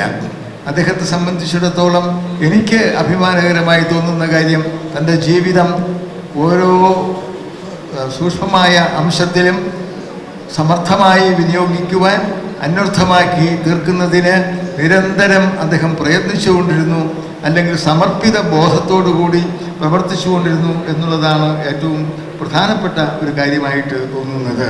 അപ്പം ആ നിലയ്ക്ക് കലകളെ സ്നേഹിച്ച, കവിതയെ സ്നേഹിച്ച, സാഹിത്യത്തിൻ്റെ വിവിധ ശാഖകളിൽ പാണ്ഡിത്യം തെളിയിച്ച, ഭാഷാസ്നേഹിയായ, ദേശാഭിമാനിയായ, ഭാരതത്തിൻ്റെ സാംസ്കാരിക ഗരിമയെക്കുറിച്ച് അങ്ങേയറ്റം ആദരം പുലർത്തിയിരുന്ന ഒരു വലിയ വ്യക്തി, സ്നേഹം ഉള്ള ഗുരുനാഥൻ എന്നുള്ള നിലക്ക് തീർച്ചയായും കുറുപ്പ് സാറിൻ്റെ വിയോഗം നമ്മുടെ മനസ്സിൽ വലിയ വേദനയാണ് ഉളവാക്കുന്നത് എന്ന് ഈ സന്ധ്യയ്ക്ക് അനുസ്മരണ രൂപേണ പറയുന്നതിന് ഞാൻ ആഗ്രഹിക്കുന്നു. ആ ധന്യാത്മാവിന് നിത്യശാന്തി പ്രാർത്ഥിച്ചുകൊണ്ട് എൻ്റെ വാക്കുകൾ ഞാൻ ഉപസംഹരിക്കുന്നു. നന്ദി, നമസ്കാരം. ബഹുമാനപ്പെട്ട അധ്യക്ഷൻ ശ്രീ പ്രൊഫസർ ഹരിദാസേട്ടൻ, ഉപസ്ഥിതരായിട്ടുള്ള വേദിയിൽ ഉപസ്ഥിതരായിട്ടുള്ള ഗുരുശ്രേഷ്ഠന്മാരെ, സദസ്സിലുള്ള അഭിവന്ദ്യ ഗുരുക്കന്മാരെ, നമസ്കാരം. നാരായണക്കുറുപ്പ് സാറ് എന്ന് പറയുന്നത് നമ്മളെ സംബന്ധിച്ച്, തപസ്യ എന്ന സംഘടനയെ സംബന്ധിച്ച് വളരെ വലിയൊരു മുതൽക്കൂട്ടായിട്ട് നമുക്ക് മാർഗദർശകനായിരുന്നു എന്ന് സ്വാഗത പ്രസംഗത്തിൽ പറഞ്ഞത് നാം ഏവരും കേട്ടതാണ്. തപസ്യയുടെ പ്രത്യേകിച്ചും തിരുവനന്തപുരത്തെ പ്രവർത്തനത്തിലെ എല്ലാ കാലത്തും എല്ലാ തരത്തിലും മാർഗദർശനം നൽകുന്നതിന് വേണ്ടിയിട്ട് കുറുപ്പ് സാറിൻ്റെ സാന്നിധ്യം സദാ സർവദാ ഉണ്ടായിരുന്നു എന്നുള്ളതാണ് നമുക്ക് അറിയാവുന്ന കാര്യമാണ്. മാത്രമല്ല, ഇവിടെ സൂചിപ്പിക്കപ്പെട്ടതുപോലെ ഭാരതീയമായ കാഴ്ചപ്പാട് അത് എല്ലാ തരത്തിലും പ്രകടമാക്കുക മാത്രമല്ല, അദ്ദേഹത്തിൻ്റെ കവിതകളിൽ മാത്രമല്ല, അദ്ദേഹം അതിനു വേണ്ടിയിട്ട് വളരെയധികം സമയം ചെലവഴിച്ച് ശരിക്കും ഒരു കർമ്മയോഗിയായിട്ട് ആണ് അദ്ദേഹം നമ്മുടെ മുമ്പിൽ ജീവിച്ച് കാണിച്ചത്. ഔദ്യോഗിക കൃത്യനിർവഹണ സമയത്ത് തന്നെയാണ് അദ്ദേഹത്തിൻ്റെ നേരത്തെ ആമുഖത്ത് സൂചിപ്പിക്കപ്പെട്ട വളരെ ബൃഹത്തായിട്ടുള്ള ഗ്രന്ഥങ്ങളുടെ രചനകളും ഒക്കെ നിർവഹിച്ചത് എന്നുള്ളത് നമ്മളിപ്പോൾ സ്മരണീയമാണ്. ആ സമയത്തെ കൃത്യമായിട്ട് വിനിയോഗിച്ചുകൊണ്ട് അദ്ദേഹത്തിൻ്റെ ഉള്ളിലുള്ളതെല്ലാം സമാജത്തിന് പകർന്നു നൽകുന്നതിന് വേണ്ടിയിട്ട് നിരന്തരം പ്രയത്നിക്കുക എന്നുള്ള ഒരു വളരെ വലിയൊരു സന്ദേശമാണ് അദ്ദേഹത്തിൻ്റെ ജീവിതത്തിലൂടെ നമുക്ക് ലഭിച്ചിരിക്കുന്നത്. അതിലേറ്റവും ഗുണം അനുഭവിച്ച സംഘടന എന്ന് പറയുന്നത് തപസ്യയാണ്. പ്രത്യേകിച്ചും തിരുവനന്തപുരത്തെ തപസ്യയുടെ പ്രവർത്തനമാണ്. മാത്രമല്ല, അദ്ദേഹം സാമാന്യമായിട്ട് പറയുമ്പോൾ കുറച്ചു ശക്തിയുള്ള ആളായിരുന്നു, നിശ്ചയദാർഢ്യമുള്ള ആളായിരുന്നു എന്നുള്ളതും ഈ സമയത്ത് സ്മരണീയമായ കാര്യമാണ്. രാഷ്ട്രീയ സ്വയംസേവക സംഘത്തെ സംബന്ധിച്ച് നോക്കുമ്പോൾ നമ്മൾ സംഘത്തിൻ്റെ പ്രവർത്തനത്തിൻ്റെ പല പരിപാടികളും നിശ്ചയിക്കാറുണ്ട്. അങ്ങനെ ഒരു തവണ നമ്മൾ കൊല്ലത്ത് വെച്ചിട്ട് ആശ്രമ മൈതാനത്തിൽ വെച്ചിട്ട് 1,00,000 പേരെ, കേരളത്തിലെ സ്വയംസേവകരെ എല്ലാവരെയും ഗണവേഷത്തോട് യൂണിഫോമോട് പങ്കെടുപ്പിക്കണം എന്നുള്ള ഒരു ലക്ഷ്യമെടുത്തിട്ട് പ്രവർത്തനം നടത്തി. എല്ലാ പ്രമുഖ വ്യക്തികളെയും കാണുന്നതിനോടൊപ്പം തന്നെ സ്വാഭാവികമായിട്ടും നമ്മുടെ കുടുംബത്തിലെ കാരണവരായിട്ടുള്ള കുറുപ്പ് സാറിനെയും കാണാൻ ചെന്നു. നമ്മുടെ കാര്യകർത്താക്കൾ, പ്രവർത്തകർ, സാധാരണ ആ നാട്ടിലുള്ള അദ്ദേഹത്തിന് ചുറ്റടുത്ത് വീടിനടുത്തുള്ളവരൊക്കെ കാണാനായിട്ട് ചെന്ന സമയത്ത് അദ്ദേഹത്തിന് കുറച്ച് പ്രായത്തിൻ്റെ പ്രശ്നമുണ്ട്. അപ്പോൾ ഈ ഗണവേഷത്തിലൊക്കെ യൂണിഫോമിലൊക്കെ പങ്കെടുക്കണമെന്ന് പറയാനായിട്ടുള്ള ഒരു ഇത് നമ്മുടെ പ്രവർത്തകർക്കില്ലല്ലോ. ബഹുമാനപൂർവ്വം പറഞ്ഞു, ഇങ്ങനെ ഞങ്ങളൊരു പരിപാടി നിശ്ചയിച്ചിട്ടുണ്ട് സാറ്, നമ്മുടെ പരിപാടിയിൽ പങ്കെടുക്കണം, അതിനുള്ള ബാക്കി കാര്യങ്ങളൊക്കെ ഞങ്ങളിങ്ങനെ എന്നൊക്കെ പറഞ്ഞ് ആമുഖമായിട്ട് പറഞ്ഞു തുടങ്ങിയപ്പോൾ എങ്ങനെയാണ് പങ്കെടുക്കണത്? അതെല്ലാവരും യൂണിഫോമിലാണ് പങ്കെടുക്കുന്നത്. അങ്ങനെയാണെങ്കിൽ ഞാനും യൂണിഫോമിൽ പങ്കെടുക്കുന്നു എന്ന് ആദ്യമായിട്ട് അദ്ദേഹം സംഘത്തിൻ്റെ ഔദ്യോഗികമായ വേഷം ധരിച്ചുകൊണ്ട് ആ പരിപാടിയിൽ പങ്കെടുക്കുകയും അദ്ദേഹം സ്വന്തമായിട്ട് തയ്യാറാക്കുക മാത്രമല്ല പങ്കെടുക്കുകയും. അപ്പോൾ ഒരു കാര്യം നിശ്ചയിച്ചു കഴിഞ്ഞാൽ അത് ധൈര്യപൂർവ്വം ഏറ്റെടുക്കുക എന്നുള്ളത് നമ്മൾ സാധാരണ നമ്മുടെ സന്ധ്യാനാമത്തിൽ ചൊല്ലാറുണ്ട്. നല്ല വാക്ക് ഓതുവാൻ ത്രാണി ഉണ്ടാവണം, സത്യം പറയുവാൻ ശക്തി ഉണ്ടാവണം എന്ന് പറയുന്ന തരത്തിൽ നമ്മുടെ മുമ്പിൽ ശക്തിയോടെ ആ പ്രായത്തിൽ പോലും നമ്മുടെ മുമ്പിൽ ഒരു മാതൃകയായിട്ട് വന്നിട്ട് നമുക്ക് മാതൃകയായിട്ട് നിൽക്കുകയാണ് ചെയ്തത്. പിൽക്കാലത്ത് നടന്ന ഏത് പരിപാടിയിലും, നമ്മുടെ സംഘപ്രസ്ഥാനങ്ങൾ നടത്തുന്ന എല്ലാ പരിപാടിയിലും മുൻപന്തിയിൽ അദ്ദേഹത്തിൻ്റെ സാന്നിധ്യം ഉണ്ടായിരുന്നു എന്നുള്ളതാണ്. തപസ്യയെ സംബന്ധിച്ചും വിചാരകേന്ദ്രത്തിൻ്റെയും വൈചാരിക മണ്ഡലത്തിൽ ഇത്രയധികം അദ്ദേഹത്തിൻ്റെ സ്വാധീനം പരമാവധി തപസ്യയ്ക്ക് ലഭിക്കുകയാണ് ചെയ്തത്.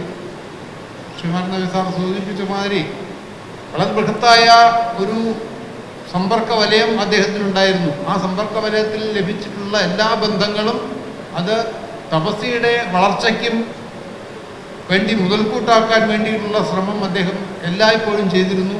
എല്ലാ കാലത്തും തപസ്യയുടെ പ്രവർത്തനത്തിലുള്ള മാർഗദർശകമായിട്ട് അദ്ദേഹം ഉണ്ടായിരുന്നു.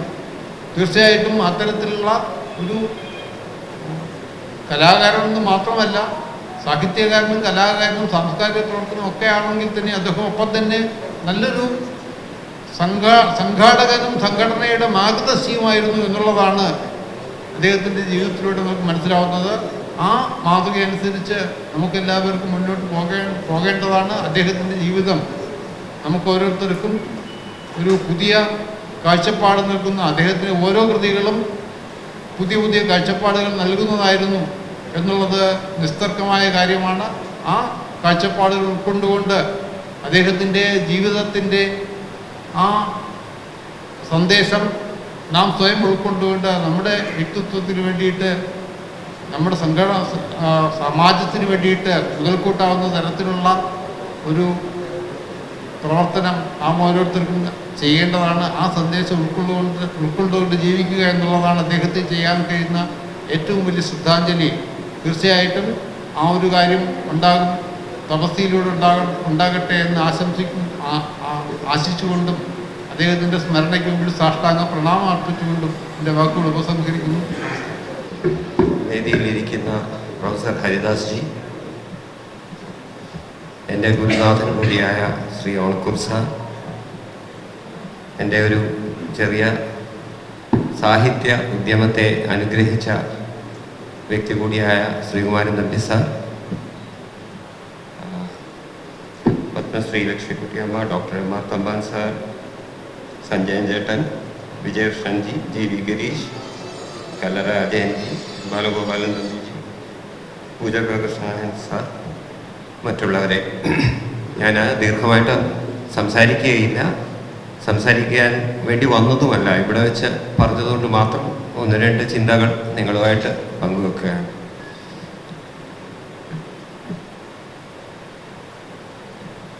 അച്ഛനെക്കുറിച്ച് ഞാൻ ഓർക്കുമ്പോൾ എനിക്ക് പെട്ടെന്ന് തോന്നുന്നത്, ഒരു ചെറിയ അസൂയയോടുകൂടി ഞാൻ ഓർക്കുന്നത് അദ്ദേഹത്തിൻ്റെ രണ്ട് കാര്യങ്ങളാണ്. അദ്ദേഹത്തിൻ്റെ ഗുരുക്കന്മാരെ ആയിട്ടുള്ള ബന്ധം, പിന്നെ അദ്ദേഹത്തിൻ്റെ സൗഹൃദങ്ങൾ. ഗുരുക്കന്മാരെന്ന് പറയുമ്പോൾ അതൊരു വലിയ സൗഭാഗ്യമായിരുന്നു ആ കാലഘട്ടത്തിൽ. സാക്ഷാൽ ജി ശങ്കരക്കുറുപ്പിനെ അദ്ദേഹത്തിന് ഡൽഹിയിൽ വെച്ച് അദ്ദേഹം മഹാകവി രാജ്യസഭാ അംഗമായ കാലങ്ങൾ തൊട്ടറിയാം. പിന്നീട് എറണാകുളത്ത് കുറച്ച് നാൾ അദ്ദേഹം അച്ഛൻ ഡെപ്യൂട്ടേഷനിൽ ജോലി ചെയ്യുന്ന സമയത്ത് ഭദ്രാലയത്തിൻ്റെ അടുത്തായിരുന്നു, ജിയുടെ വീട്ടിൻ്റെ അടുത്ത് നടന്നെത്താവുന്ന ദൂരത്തിലായിരുന്നു. അതുപോലെ സാക്ഷാൽ വൈലോപ്പള്ളിയുമായിട്ട് ഒരു വലിയ സൗഹൃദമുണ്ട്. സൗഹൃദമല്ല, ഒരു ഗുരുശിഷ്യ ബന്ധമുണ്ടായിരുന്നു. അത് ഞങ്ങളെ സംബന്ധിച്ചൊരു വലിയ അഭിമാനം. ഇപ്പോഴും വൈലോപ്പള്ളിയുടെ ആത്മകഥയിൽ മാമ്പഴത്തിനെ കുറിച്ചുള്ള കോൺട്രവേഴ്സി ഉണ്ടായപ്പോൾ രണ്ടുപേര് മാത്രമേ എന്നെ ആദ്യമേ സപ്പോർട്ട് ചെയ്തുള്ളൂ എന്ന് പറയുന്ന കൂട്ടത്തിൽ അച്ഛൻ്റെ പേരും നരേന്ദ്രപ്രസാദ് സാറിൻ്റെ പേരും വൈലോപ്പള്ളി അനുസ്മരിക്കുന്നുണ്ട് കാവ്യലോക സ്മരണ എന്ന പുസ്തകത്തിൽ. വ്യക്തിപരമായിട്ട് എനിക്ക് ഏറ്റവും അഭിമാനം തോന്നുന്ന ഒരു കാര്യം അതാണ്. പിന്നീട് അദ്ദേഹത്തിൻ്റെ സൗഹൃദങ്ങളെക്കുറിച്ച് പറഞ്ഞു കഴിഞ്ഞാൽ ഇപ്പോൾ അതിശയം തോന്നും. തമ്പി സാറിനറിയാം, ഹരിപ്പാടിനടുത്ത ഒരു സ്ഥലമാണ് തട്ടാരമ്പലം എന്ന് പറയുന്നത്. ഒരിക്കൽ ആ തട്ടാരമ്പലത്തിൽ നിൽക്കുമ്പോൾ അച്ഛൻ എൻ്റെ അടുത്ത് പറഞ്ഞു, ഞാൻ ഡൽഹിയിൽ നിന്ന് വരുമ്പോൾ തിരുവല്ലയിൽ പോയി വിഷ്ണുവിനെ കാണും. വിഷ്ണു എന്ന് പറഞ്ഞാൽ കവി വിഷ്ണുനാരായണ നമ്പൂതിരി. അവിടെ പോയിരുന്ന് രാത്രി വരെ സംസാരിച്ച് കഴിയുമ്പോൾ തിരിച്ച് ഹരിപ്പാട്ടെത്താൻ ബസ് കിട്ടില്ല. അപ്പോൾ ഈ തട്ടാരമ്പലത്തിൽ ഇറങ്ങി നടന്നു പോകുമായിരുന്നു. ഈ തട്ടാരമ്പലത്തിൽ നിന്ന് ഹരിപ്പാട് വരെ വീണ്ടും ഒരു 12 കിലോമീറ്ററെങ്കിലും ഉണ്ടെന്നാണ് എൻ്റെ ഏകദേശ ബോധം. അപ്പോൾ ഒരു കാവ്യ സൗഹൃദത്തിന് വേണ്ടി സംസാരിച്ചിരുന്നിട്ട് രാത്രിയിൽ ഒരു 12 കിലോമീറ്റർ നടക്കുക, അതൊക്കെ അങ്ങനെയൊക്കെ ചെയ്തിരുന്നു. അങ്ങനെയുള്ള ഒരു സൗഹൃദത്തിലൂടെയും ഗുരുത്വത്തിലൂടെയൊക്കെ വളർന്ന ഒരു കാവ്യ സംസ്കാരമായിരുന്നു അച്ഛന് കിട്ടിയത്. ഞാൻ കൂടുതലൊന്നും ഒരു 2 മിനിറ്റിനുള്ളിൽ നിർത്താം. അദ്ദേഹത്തിൻ്റെ കവിതകളെക്കുറിച്ച് എനിക്ക് പെട്ടെന്ന് ഓർമ്മ വരുന്നത് 2 കവിതകളാണ്. അച്ഛനും വളരെ ഹൃദ്യമായിട്ട് തോന്നിയ ഒരു കവിത അപൂർണതയുടെ സൗന്ദര്യം എന്നുള്ള ഒരു കവിതയാണ്. അപ്പോൾ അതിൽ അദ്ദേഹത്തിൻ്റെ ഒരു ജീവിത സന്ദേശം കൂടി അടങ്ങിയിട്ടുണ്ട്. നിർത്തുന്നില്ല പണി ഞാൻ ജീവിത ശില്പം തീർക്കാൻ ഭഗവൻ, കിട്ടിയ വീതുളി കൊണ്ടിഹ മാറി ചെത്തിയിരിപ്പു മിനുക്കിയിരിപ്പു, ശില്പരഹസ്യം അപൂർണത താനെന്നറിയാൻ മാത്രം മൂത്തവനാണീ ശില്പി, നിലയ്ക്കില്ലി തിരുനടയിൽ കൊട്ടുവടി പ്രഹരത്തുടിനാദം. ചെങ്ങന്നൂർ അമ്പലത്തിലെ ഉളിയന്നൂർ അമ്പലം എന്നാണെന്ന് തോന്നുന്നു എൻ്റെ പേര്. അവിടുത്തെ ഒരു ശില്പം അപൂർണമായിട്ട് തന്നെ ഇരിക്കണം എന്നൊരു സങ്കല്പമുണ്ട്. അത് ശില്പം അപൂർണമായിട്ടിരിക്കാൻ വേണ്ടി ഒരു ശില്പിയെ എപ്പോഴും അവിടെ കൊട്ടുവടി കൊണ്ട് ശില്പം സൃഷ്ടിച്ചുകൊണ്ടേ ഇരിക്കുകയാണ്. അങ്ങനെ ഈ സൃഷ്ടി അവസാനിക്കാത്ത ഒരു പ്രക്രിയയാണ് എന്നുള്ള ഒരു സന്ദേശമാണ്. വേറൊരു കവിതയുടെ ഒരു 4-5 ലൈൻ കൂടി പറഞ്ഞുകൊണ്ട് ഞാൻ നിർത്താൻ ആഗ്രഹിക്കുന്നു. കവിത കണ്ടെടുക്കാൻ പറ്റുമെങ്കിൽ മാത്രം ഞാനത് കോട്ട് ചെയ്യാം, അല്ലെങ്കിൽ ആ കവിതയെക്കുറിച്ച് പരാമർശിച്ചുകൊണ്ട് ഞാൻ നിർത്താം. ആ കവിത ഹാൻസ് ക്രിസ്റ്റ്യൻ ഓസ്ട്രോ എന്ന ഒരു കവിതയാണ്. ഒരു പ്രത്യേകതയുള്ള ഒരു കവിതയാണ്. ആ കവിത മാതൃഭൂമിയിൽ വന്നപ്പോഴേ ഞാൻ ശ്രദ്ധയോടെ വായിച്ച ഒരു കവിതയാണ്. ഈ ഹാൻസ് ക്രിസ്റ്റ്യൻ ഓസ്ട്രോ എന്ന് പറയുന്നത് ഹംഗറിയിൽ നിന്നോ മറ്റോ, അർജന്റീനയോ ഹംഗറിയോ ഒരു രാജ്യമാണ്. കഥകളി പഠിക്കുവാൻ വേണ്ടി കേരളത്തിൽ വന്ന് കേരളത്തിൽ താമസിച്ച വ്യക്തിയാണ്. ആത്മീയതയുമായിട്ടൊക്കെ വലിയ ബന്ധമുള്ള ഒരു വ്യക്തിയായിരുന്നു. പക്ഷെ അദ്ദേഹം കാശ്മീരിൽ യാത്ര ചെയ്തപ്പോൾ തീവ്രവാദികൾ അദ്ദേഹത്തെ വധിക്കുകയാണ് ഉണ്ടായത്. അപ്പോൾ അച്ഛന് ശരിക്കും പറഞ്ഞാൽ ഈ കവിതയുടെ സൃഷ്ടിയുടെ പുറകിലുള്ള ഒരു കാര്യം കൂടി എനിക്കറിയാവുന്നത് പങ്കുവെക്കാം. അന്ന് അച്ഛൻ കലാമണ്ഡലത്തിൽ എക്സിക്യൂട്ടീവ് മെമ്പറായിരുന്നു. അപ്പോൾ ഒരു തവണ പോയപ്പോൾ ഈ ഹാൻസ് ക്രിസ്റ്റ്യൻ ഓസ്ട്രോയുടെ സാമാനങ്ങൾ, തുണികളും ഒക്കെ ഒരു പെട്ടിയിലടക്കി അദ്ദേഹത്തിൻ്റെ ജന്മനാട്ടിലേക്ക് അയക്കാൻ വേണ്ടി വെച്ചിരിക്കുന്നത് കണ്ടു. അതിൻ്റെ പശ്ചാത്തലത്തിലാണ് ഈ ഹാൻസ് ക്രിസ്റ്റ്യൻ ഓസ്ട്രോ എന്ന കവിത രചിക്കപ്പെട്ടത്. അത് ഒരു നിമിഷം നിങ്ങൾ എന്നോടൊപ്പം നിൽക്കുകയാണെങ്കിൽ ഞാനതൊന്ന് തിരഞ്ഞെടുക്കാം. ഞാനത് തയ്യാറെടുപ്പോടുകൂടിയല്ല വന്നത്, അതുകൊണ്ട് ക്ഷമിക്കണം.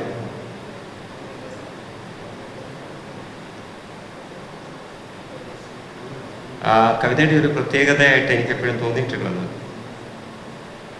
അതിൽ വാക്കിൻ പൊരുളെ എന്ന് പറഞ്ഞുകൊണ്ടാണ് തുടങ്ങുന്നത്. അത് ഒരു ഉപാസനയാണ്. വാക്കിൻ്റെ പൊരുളിനെ ഉപാസിച്ചുകൊണ്ട് ആ ഒരു ശക്തി എനിക്ക് പകർന്നു തന്നാലും, കാരണം ഇത്രയും ഈ നമ്മുടെ രാജ്യത്തിന് തന്നെ ഒരു ലജ്ജ തോന്നുന്ന ഒരു അവസരം കൂടിയാണ്. ഈ ഇന്ത്യയെ സ്നേഹിച്ച ഒരു മകൻ ദാരുണമായി കൊല്ലപ്പെടുന്നു. ഈ ഒരു അവസരത്തിൽ കവി ഉപാസിക്കുന്നത് ശക്തിയാണ്. എൻ്റെ വാക്കുകളിൽ ശക്തി നിറയ്ക്കണമേ, ഹിമാലയത്തിൽ നിന്നുള്ള ആ പാരമ്പര്യം ഇതിലേക്ക് വരണമേ, സമുദ്രത്തിൽ നിന്ന് അതിൻ്റെ തിരമാലകളിലൂടെ ആ ഊർജം എന്നിലേക്ക് പകരണമേ എന്നൊക്കെ പറഞ്ഞുകൊണ്ടൊരു പ്രാർത്ഥനയോടുകൂടിയാണ് ഹാൻസ് ക്രിസ്റ്റ്യൻ ഓസ്ട്രോ തുടങ്ങുന്നത്.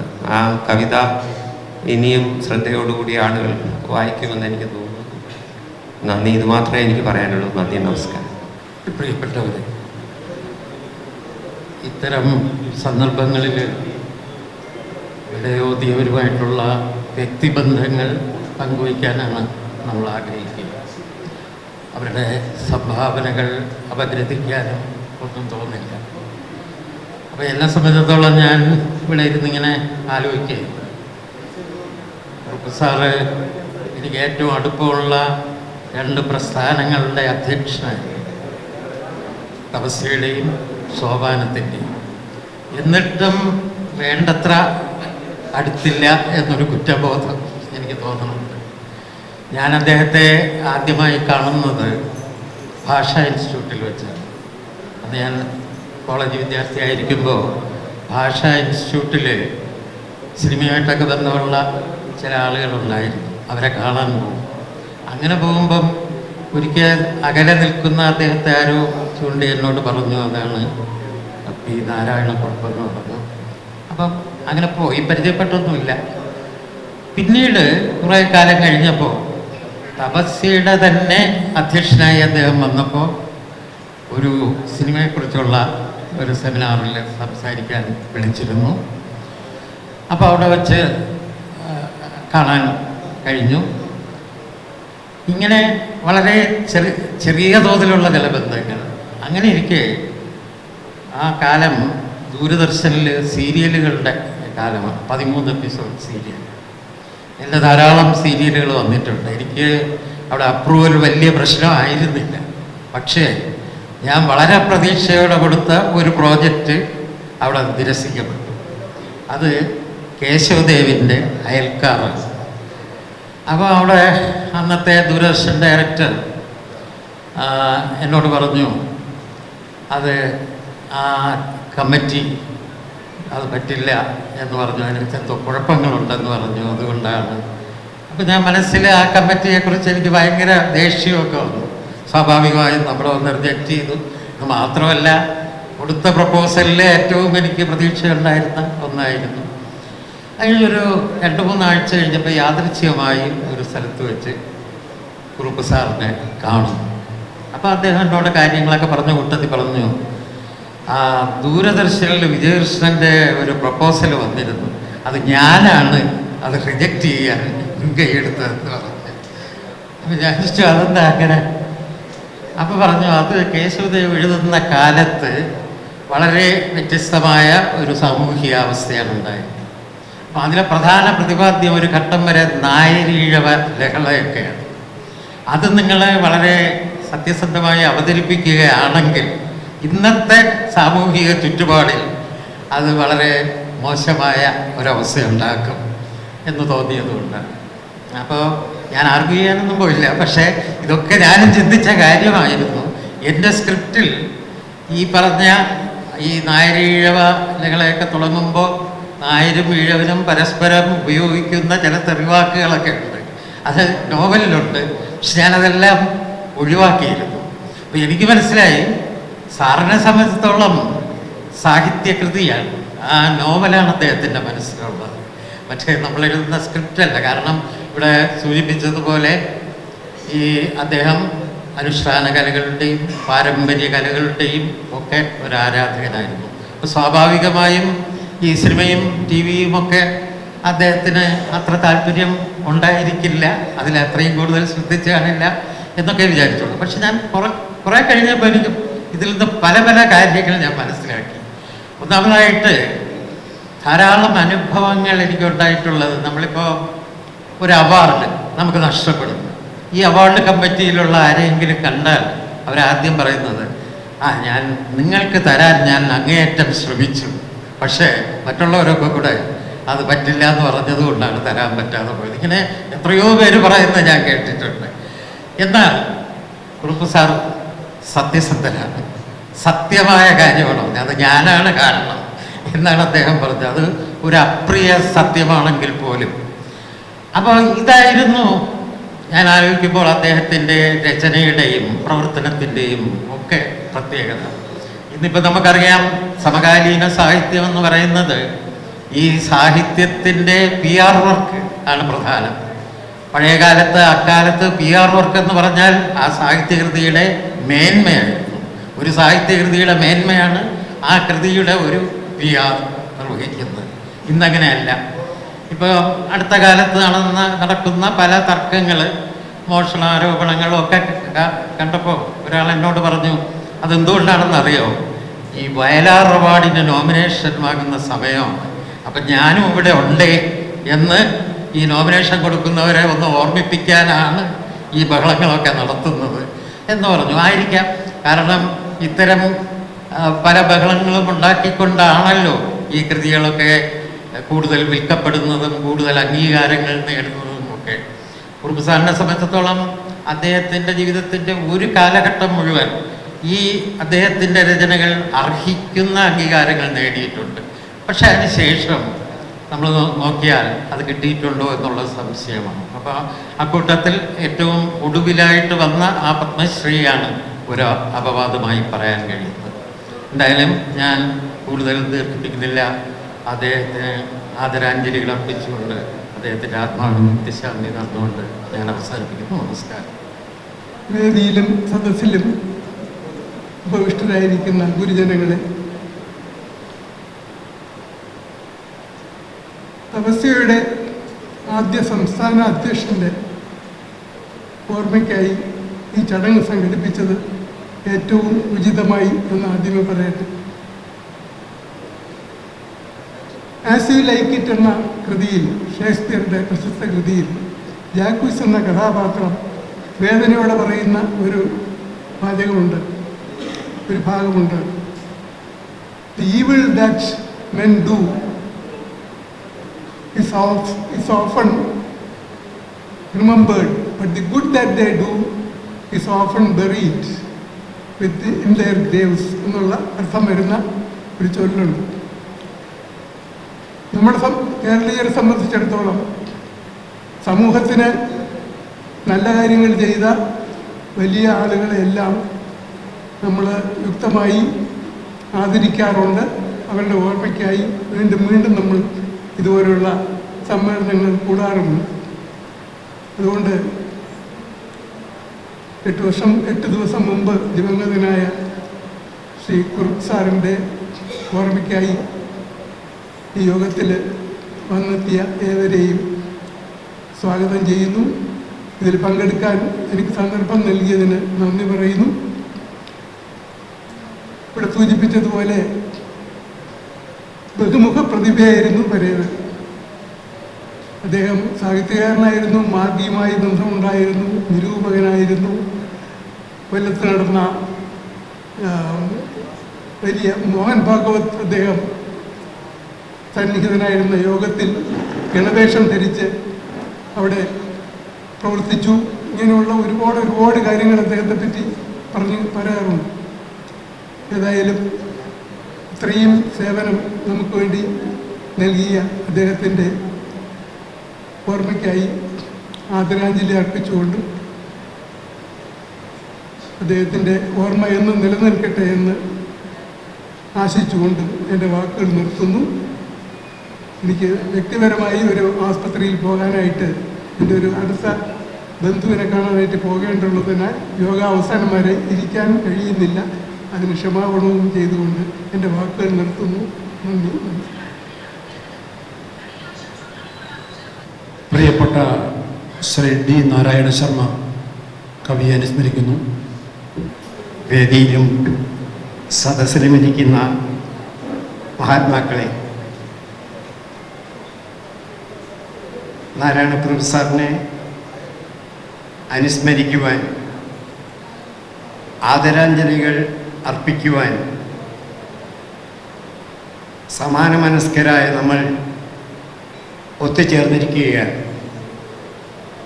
പലപ്പോഴും ഓർമ്മിക്കാറുണ്ട്, അർഹിക്കുന്ന ആദരവ് അദ്ദേഹത്തിന് കിട്ടിയിട്ടില്ല കേരളീയ സമൂഹത്തിൽ നിന്ന്.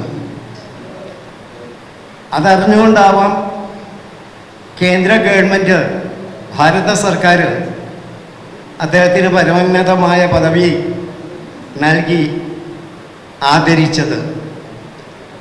വാസ്തവത്തിൽ ഭാരതത്തിൻ്റെ ദേശീയതയെ ഉൾക്കൊണ്ടുകൊണ്ട് സാഹിത്യവേദിയിലും കലാവേദിയിലും പ്രവർത്തിച്ച ഒരു മഹാത്മാവായിരുന്നു അദ്ദേഹം. അദ്ദേഹം പഴമയെയും പുതുമയെയും ഒരേപോലെ ചേർത്ത് പിടിച്ചുകൊണ്ട്, കാളിദാസൻ പറഞ്ഞ പോലെ നന്നല്ല കാവ്യമഖിലം പഴതെന്ന് വെച്ചിട്ട് ഒന്നോടെ നിന്ദിതവുമല്ല നവത്വമൂലം വിജ്ഞൻ വിചാരണ കഴിഞ്ഞ് തിരഞ്ഞെടുക്കും അജ്ഞനു വല്ലവരും ഓതുവതാം പ്രമാണം. പഴയതാണെന്ന് വെച്ചതെല്ലാം കേമം, പുതിയതൊക്കെ മോശം എന്നുള്ള സങ്കല്പം അത് നിഷേധിക്കപ്പെടേണ്ടതാണ്. അറിവുള്ളവർ, പണ്ഡിതന്മാർ വിചാരണ വിലയിരുത്തിക്കൊണ്ട് മികച്ചതേത്, പഴയതാണോ പുതിയതാണോ എന്നതല്ല മഹിമയുടെ മാനദണ്ഡം എന്ന ഒരു കാഴ്ചപ്പാടാണ് നമ്മുടെ പ്രിയപ്പെട്ട കുറുപ്പ് സാറിനുണ്ടായിരുന്നത്. ബാലഗോകുലത്തിൻ്റെ പ്രതിനിധിയാണ് ഞാൻ. ഇപ്പം തപസ്യയുടെ കാര്യമാണ് ഇവിടെ ആവർത്തിച്ച് പറഞ്ഞത്, അതൊരു പരമാർത്ഥമാണ് താനും.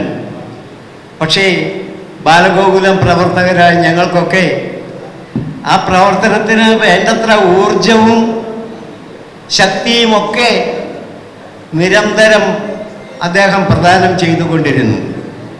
അതുകൊണ്ടാണ് ബാലഗോകുലത്തിന് ഏറ്റവും നല്ല ഒരു പുരസ്കാരം ബാലഗോകുലം ശ്രീകൃഷ്ണൻ്റെ ജന്മാഷ്ടമിയോട് ബന്ധിച്ച് ഭഗവാന്റെ ആ പിറന്നാൾ ബാലഗോകുലം നാടെമ്പാടും അത്യുജ്വലമായിട്ട് ആഘോഷിക്കുന്ന സമയത്ത് അതുമായിട്ട് ബന്ധപ്പെട്ട് ജന്മാഷ്ടമി പുരസ്കാരം ഈ കൃഷ്ണനുമായിട്ട് ബന്ധപ്പെട്ട് ആ കൃഷ്ണ സാഹിത്യവുമായിട്ട് ബന്ധപ്പെട്ട വേദിയിൽ നിൽക്കുന്നവർക്കൊക്കെ നൽകാറുണ്ട്. സുഗതകുമാരി ടീച്ചറിനാണ് അത് ആദ്യം കിട്ടിയത്. പിന്നീട് സ്വർഗീയ പരമേശ്വർജി ഇവർക്കൊക്കെ കിട്ടുകയുണ്ടായി.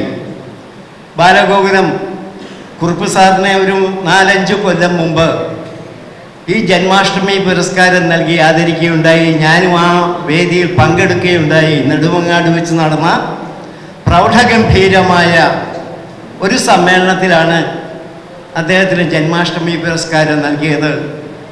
അന്ന് ബാലഗോകുലം ആ പുരസ്കാരം നൽകൽ കൊണ്ട് ആദരിക്കപ്പെടുകയാണ് ഉണ്ടായത്.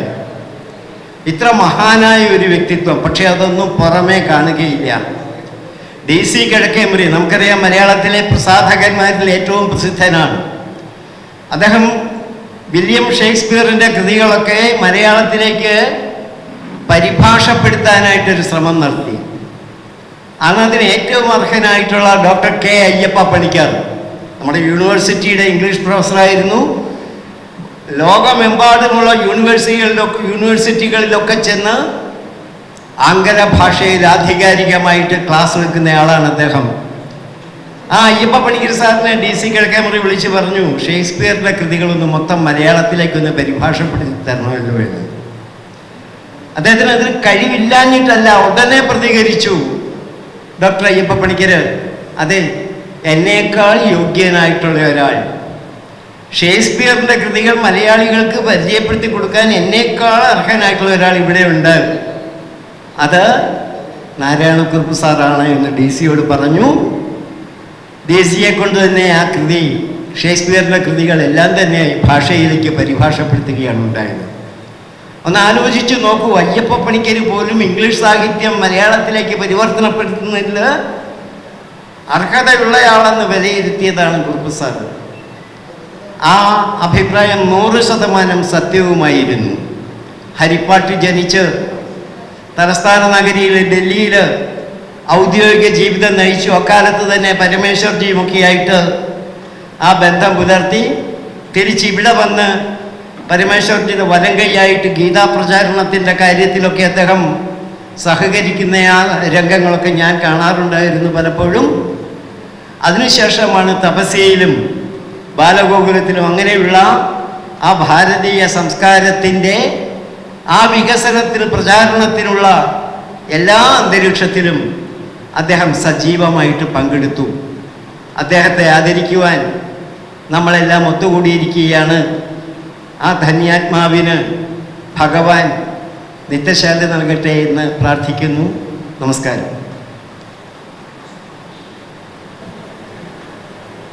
ഗുരുവേ നമഃ. വളരെ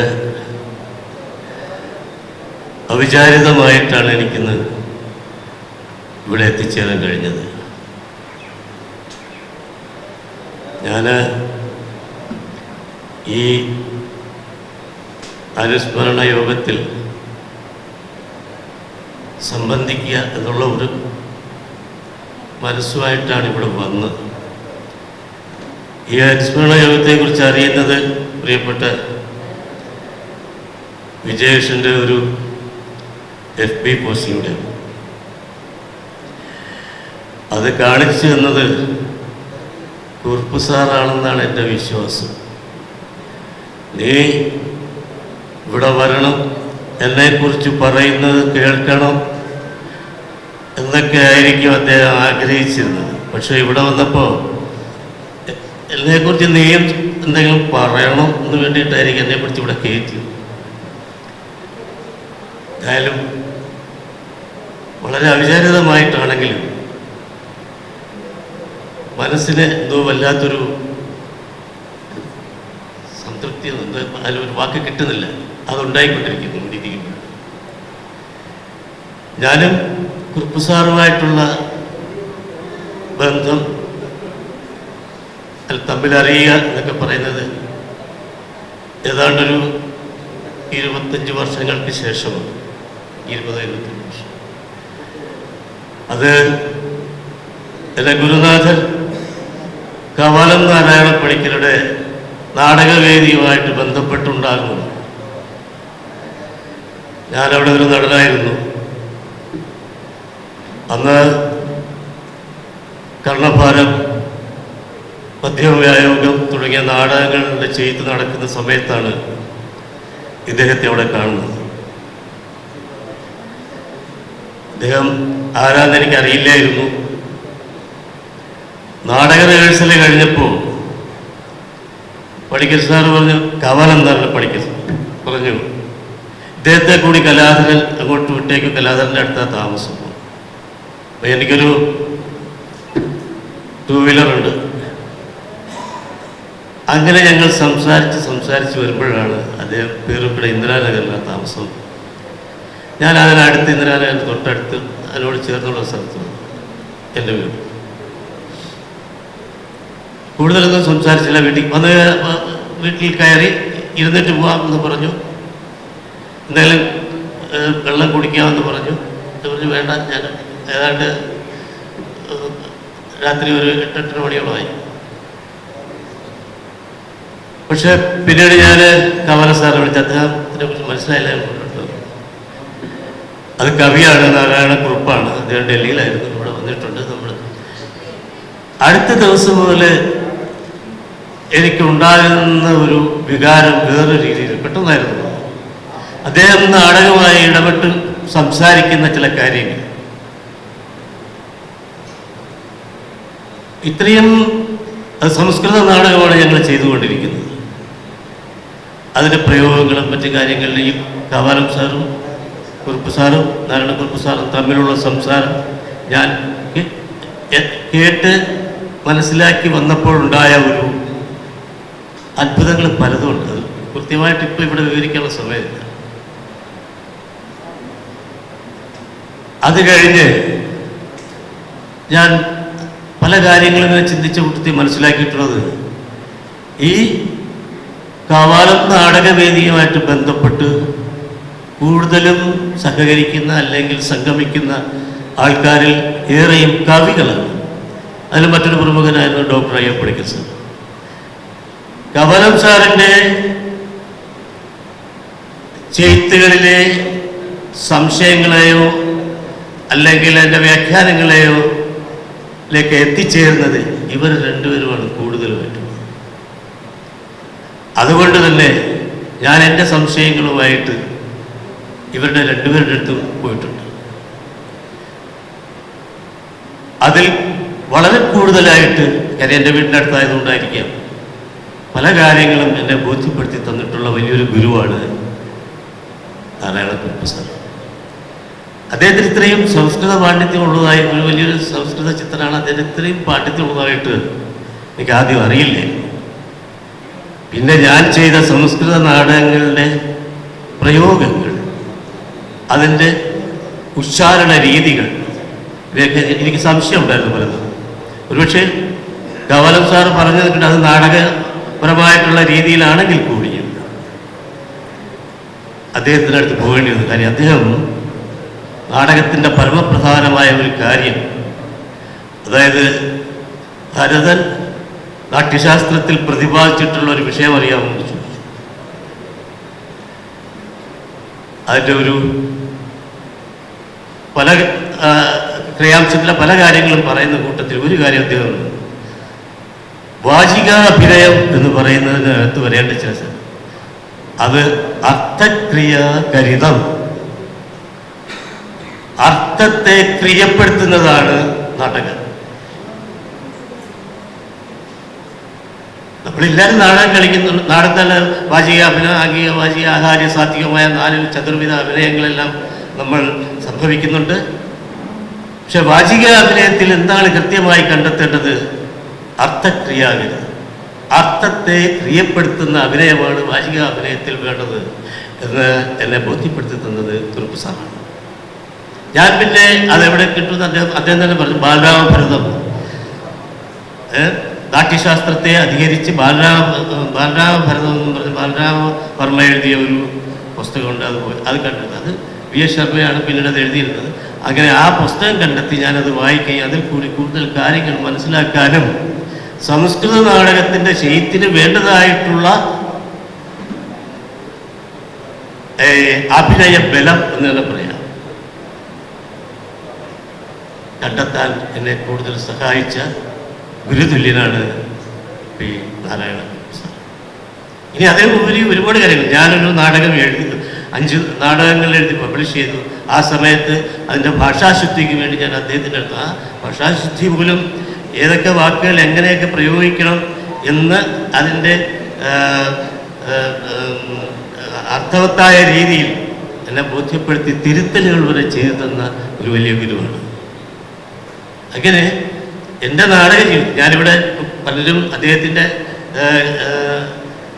സാഹിത്യ ജീവിതത്തെക്കുറിച്ചും മറ്റു ജീവിതങ്ങളെക്കുറിച്ചും പറയുമ്പോൾ ഒരുപക്ഷെ അദ്ദേഹം നാടകത്തിന് സംഭാവന ചെയ്ത അദ്ദേഹത്തിൻ്റെ ആ ഒരു പ്രാഗൽഭ്യം അല്ലെങ്കിൽ അദ്ദേഹത്തിൻ്റെ ആ ഒരു സംസ്കാരം സംസ്കൃതിയൊന്നും മറ്റാർക്കും അത്ര കണ്ട് അറിയുമോ എന്ന് എനിക്കറിയത്തില്ല. കാര്യം ഒരു നാടകക്കാരനായതുകൊണ്ടും ഇത് ഈ സാധാരണ നാടകം ഉണ്ടായത് തന്നെ കവിതയിൽ നിന്നാണല്ലോ. ഇപ്പോൾ ഡൈനീഷ്യസ് അത് ഗ്രീക്ക് സംസ്കാരത്തിലെ ഡൈനീഷ്യസ് ദേവതയുടെ ആരാധനയിൽ നിന്നുമാണ് ആ വരികളിൽ നിന്നുള്ള പിന്നെയാണ് അതിനൊരു ക്യാരക്ടേഴ്സിനെ കൊണ്ടുവന്നിട്ട് നാടകം ഉണ്ടായതെന്ന് പറയുന്നത് പോലെ കവിതയാണ് ഒരു നാടകകാരൻ്റെ മനസ്സിൽ ആദ്യം ഉള്ളത്. നമുക്കറിയാം നമ്മുടെ ഭാരതീയ സംസ്കൃതിയിൽപ്പെട്ട പ്രഗത്ഭരായ നാടകൃത്തുക്കളെ ഭാസ കാളിദാസ് ആദികളും എല്ലാം തന്നെ കവിതകൾ ടാഗോർ വരെ നമ്മൾ നാടകം എഴുതുന്നവരെ കവികളായിട്ടാണ് എഴുതിക്കൊണ്ട് ഇപ്പോഴാണ് നാടകം എഴുതുന്നത്. അവരും കവി കുലത്തിൽപ്പെട്ടവരാണ്.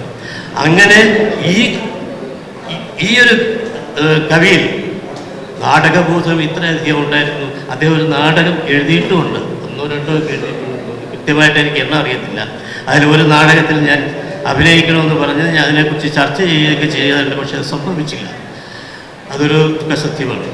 അപ്പോൾ ആ ഒരു കാവ്യബോധത്തിൽ അദ്ദേഹത്തിൻ്റെ ആ കാവ്യബോധം എന്ന് പറയുന്നത് കാവ്യ നാടക സംസ്കാരം, അത് ഭാരതീയ നാടക സംസ്കൃതിയാണ്.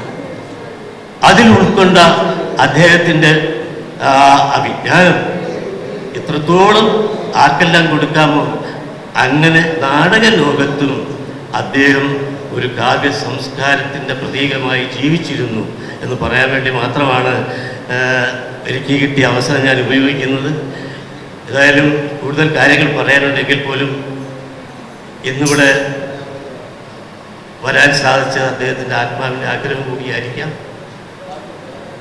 വളരെയധികം ചാരിതാർത്ഥ്യം കൊണ്ട് ഇവിടെ എത്തിപ്പെട്ടതിലും ഞാൻ അവിടെ നിന്ന് ഇതെല്ലാം കേൾക്കാൻ വന്ന് എന്നെ ഇങ്ങോട്ട് വിളിച്ചിരുത്തി അദ്ദേഹത്തെക്കുറിച്ച് 2 വാക്ക് പറയാൻ തന്നതിലൂടെ നന്ദി ആദ്യം പറയുന്നു.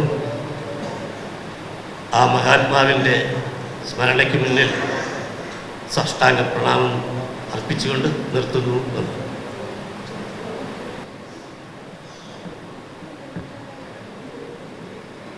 വേദിയിലിരിക്കുന്ന ആദരണീയരെ, സദസ്സിലിരിക്കുന്ന ആദരണീയരായിട്ടുള്ള ഗുരുജനങ്ങളെ, അമ്മമാര്, ആദ്യമേ തന്നെ ഏറെ വർഷങ്ങളായിട്ട് എനിക്ക് ആത്മബന്ധമുള്ള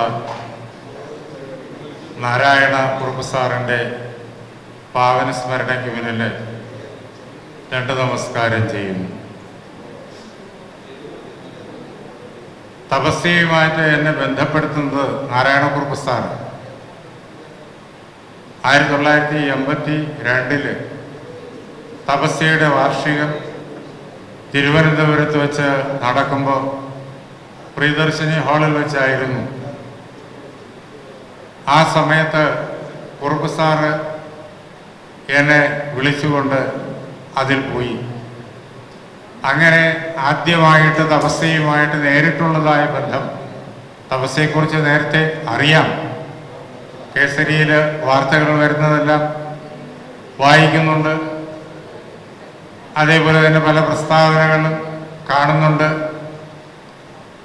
ദേശാഭിമാന പ്രോജ്വലിതമായിട്ടുള്ള ഭാരത പാരമ്പര്യത്തിൽ അങ്ങേയറ്റം അഭിമാനിക്കുന്ന തപസ്യയുടെ പ്രവർത്തനങ്ങളിൽ അന്നേ വളരെയേറെ സന്തോഷമുണ്ട്.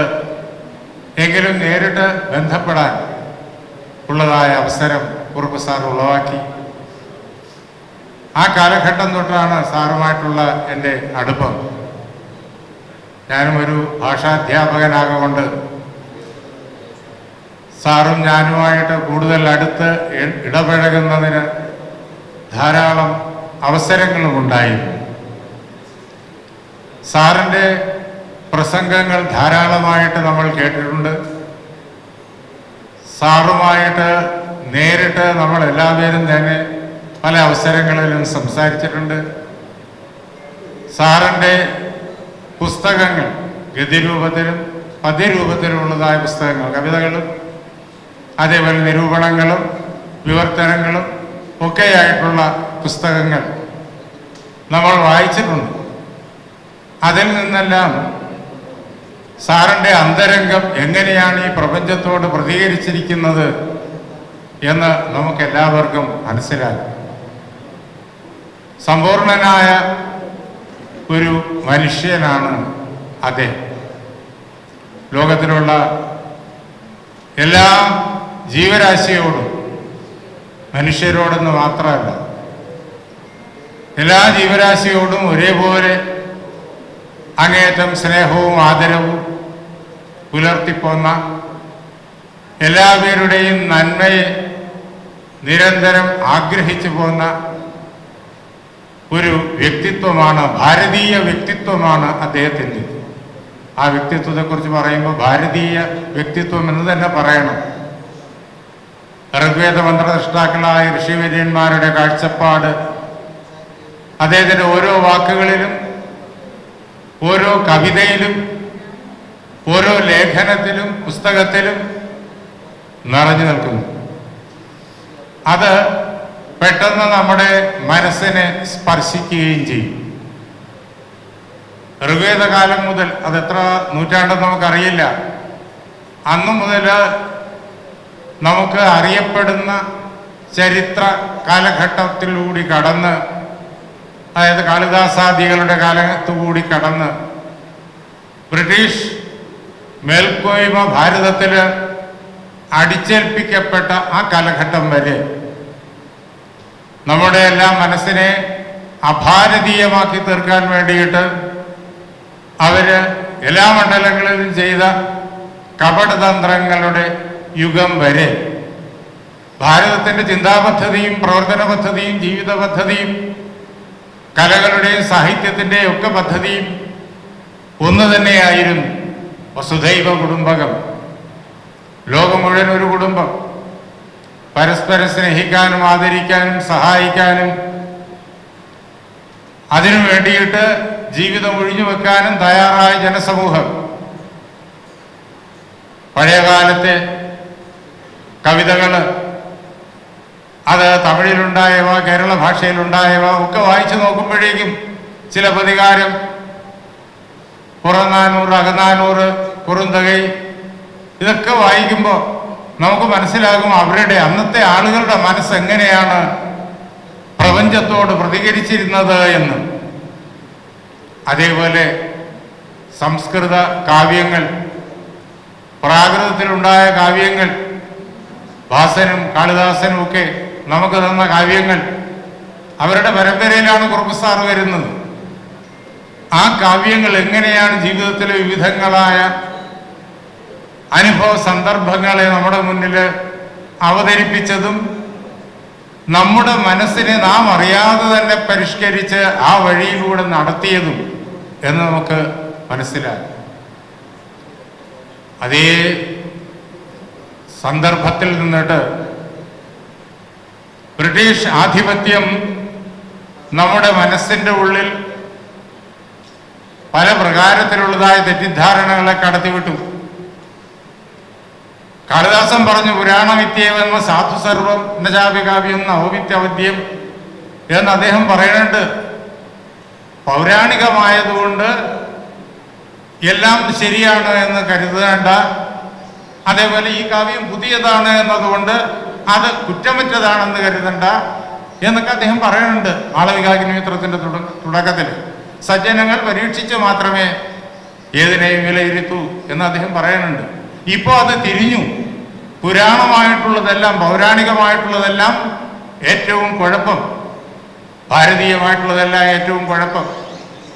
അങ്ങനെയായിപ്പോയി ബ്രിട്ടീഷ് ആധിപത്യം വന്നതുകൊണ്ട് നമ്മുടെ ചിന്തയെ പരിപൂർണമായിട്ടും അതിൻ്റെ വേരുകളിലേക്ക് വരെ കടന്നു ചെന്നിട്ട് ഇളക്കി മറിച്ചു. എല്ലാവരുടെയും അല്ല.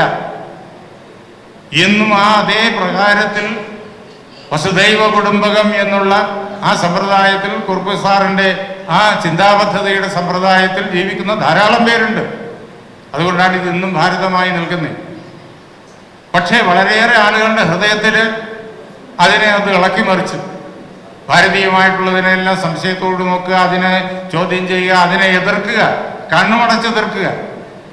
ഈ ഗ്രന്ഥങ്ങളും അതേപോലെ തന്നെ ധാരാളമായ കലാരൂപങ്ങളും ചിത്രങ്ങളായും ശില്പങ്ങളായും സംഗീതമായും നാട്യമായും ഒക്കെ അത് നൂറ്റാണ്ടുകളായി നമ്മിൽ നിലനിൽക്കുന്നു.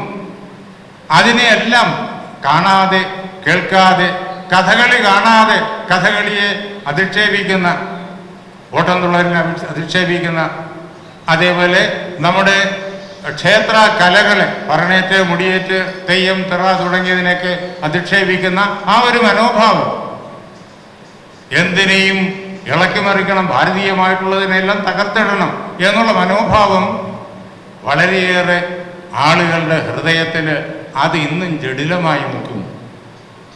ഇതിനെതിരെ ശക്തമായി സംസാരിച്ചയാളാണ് കുറുപ്പ് സാർ. അതാണ് തനത് കവിത, അദ്ദേഹത്തിൻ്റെ ഗ്രന്ഥത്തിൻ്റെ പേരാണ് തനത് കവിത, തനത് നാടകം. അത് നമ്മുടെ ഭാരതത്തിലെ എല്ലാ ആളുകളും കലയുടെ മണ്ഡലത്തിലായാലും അതേപോലെ മറ്റ് സാഹിത്യാദികളുടെ മണ്ഡലത്തിലായാലും ശാസ്ത്രത്തിൻ്റെ മണ്ഡലത്തിലായാലും വ്യവസായത്തിൻ്റെയും രാഷ്ട്രീയത്തിൻ്റെയും മണ്ഡലത്തിലായാലും പ്രവർത്തിക്കുന്ന ആളുകൾ പഠിച്ചിരിക്കേണ്ട അടിസ്ഥാനപരമായ പുസ്തകമാണത്. ഭാരത തനിമയെ അദ്ദേഹം നമ്മുടെ മുന്നിലേക്ക് കൊണ്ടുവരുന്നു. അവിടെ അദ്ദേഹം ഇത്തരം പ്രവണതകളെ ചോദ്യം ചെയ്യുന്നു, ശക്തമായിട്ട് ചോദ്യം ചെയ്യുന്നു. അദ്ദേഹത്തിൻ്റെ ചോദ്യങ്ങൾക്ക് മുമ്പിൽ യഥാർത്ഥത്തിൽ ചിന്തിക്കുന്ന ഒരാളിനെ പിടിച്ചു നിൽക്കാനാവില്ല. അദ്ദേഹം പറയുന്നുണ്ട് 3 തരത്തിലുള്ള ആളുകൾ ഉണ്ട് ഈ കലയുടെ മണ്ഡലമായാലും ഏത് മണ്ഡലമായാലും. ഒന്ന്, രാഷ്ട്രീയമായ ലക്ഷ്യങ്ങളോടുകൂടിയിട്ട് അവരവരുടെ പ്രവർത്തന മണ്ഡലങ്ങളെ പ്രയോഗിക്കുന്ന ആളുകൾ. അവർക്ക് ഭാരതം, ലോകനന്മ, സമൂഹത്തിൻ്റെ നന്മ ഇത്യാദികളൊന്നും ചിന്താവിഷയമല്ല. അവരുടെ രാഷ്ട്രീയമായ ലക്ഷ്യം ഇതൊരു തരത്തിലുള്ള ആളുകൾ. വേറെ തരത്തിലുള്ള ആളുകൾ സമ്പത്ത് നേടാൻ വേണ്ടിയിട്ട് ജീവിതത്തിൻ്റെ അവരവർക്ക് സ്വാധീനമുള്ളതായ പ്രവർത്തന മണ്ഡലത്തെ വിനിയോഗിക്കുന്നവർ. അതിനു വേണ്ടിയിട്ട് എത്ര കണ്ട് മോശമായ തന്ത്രങ്ങളും ഉപയോഗിക്കും. അങ്ങനെ വേറൊരു കൂട്ടർ എല്ലാ മണ്ഡലത്തിലുമുണ്ട്. ഇനിയൊരു കൂട്ടരുണ്ട്, പടിഞ്ഞാറ് നിന്ന് വരുന്ന എന്തിനേയും അതേപോലെ ഇങ്ങോട്ട് പകർത്താൻ നടക്കുന്ന ആളുകൾ. അവർക്ക് വ്യക്തമായൊരു അടിത്തറയില്ല.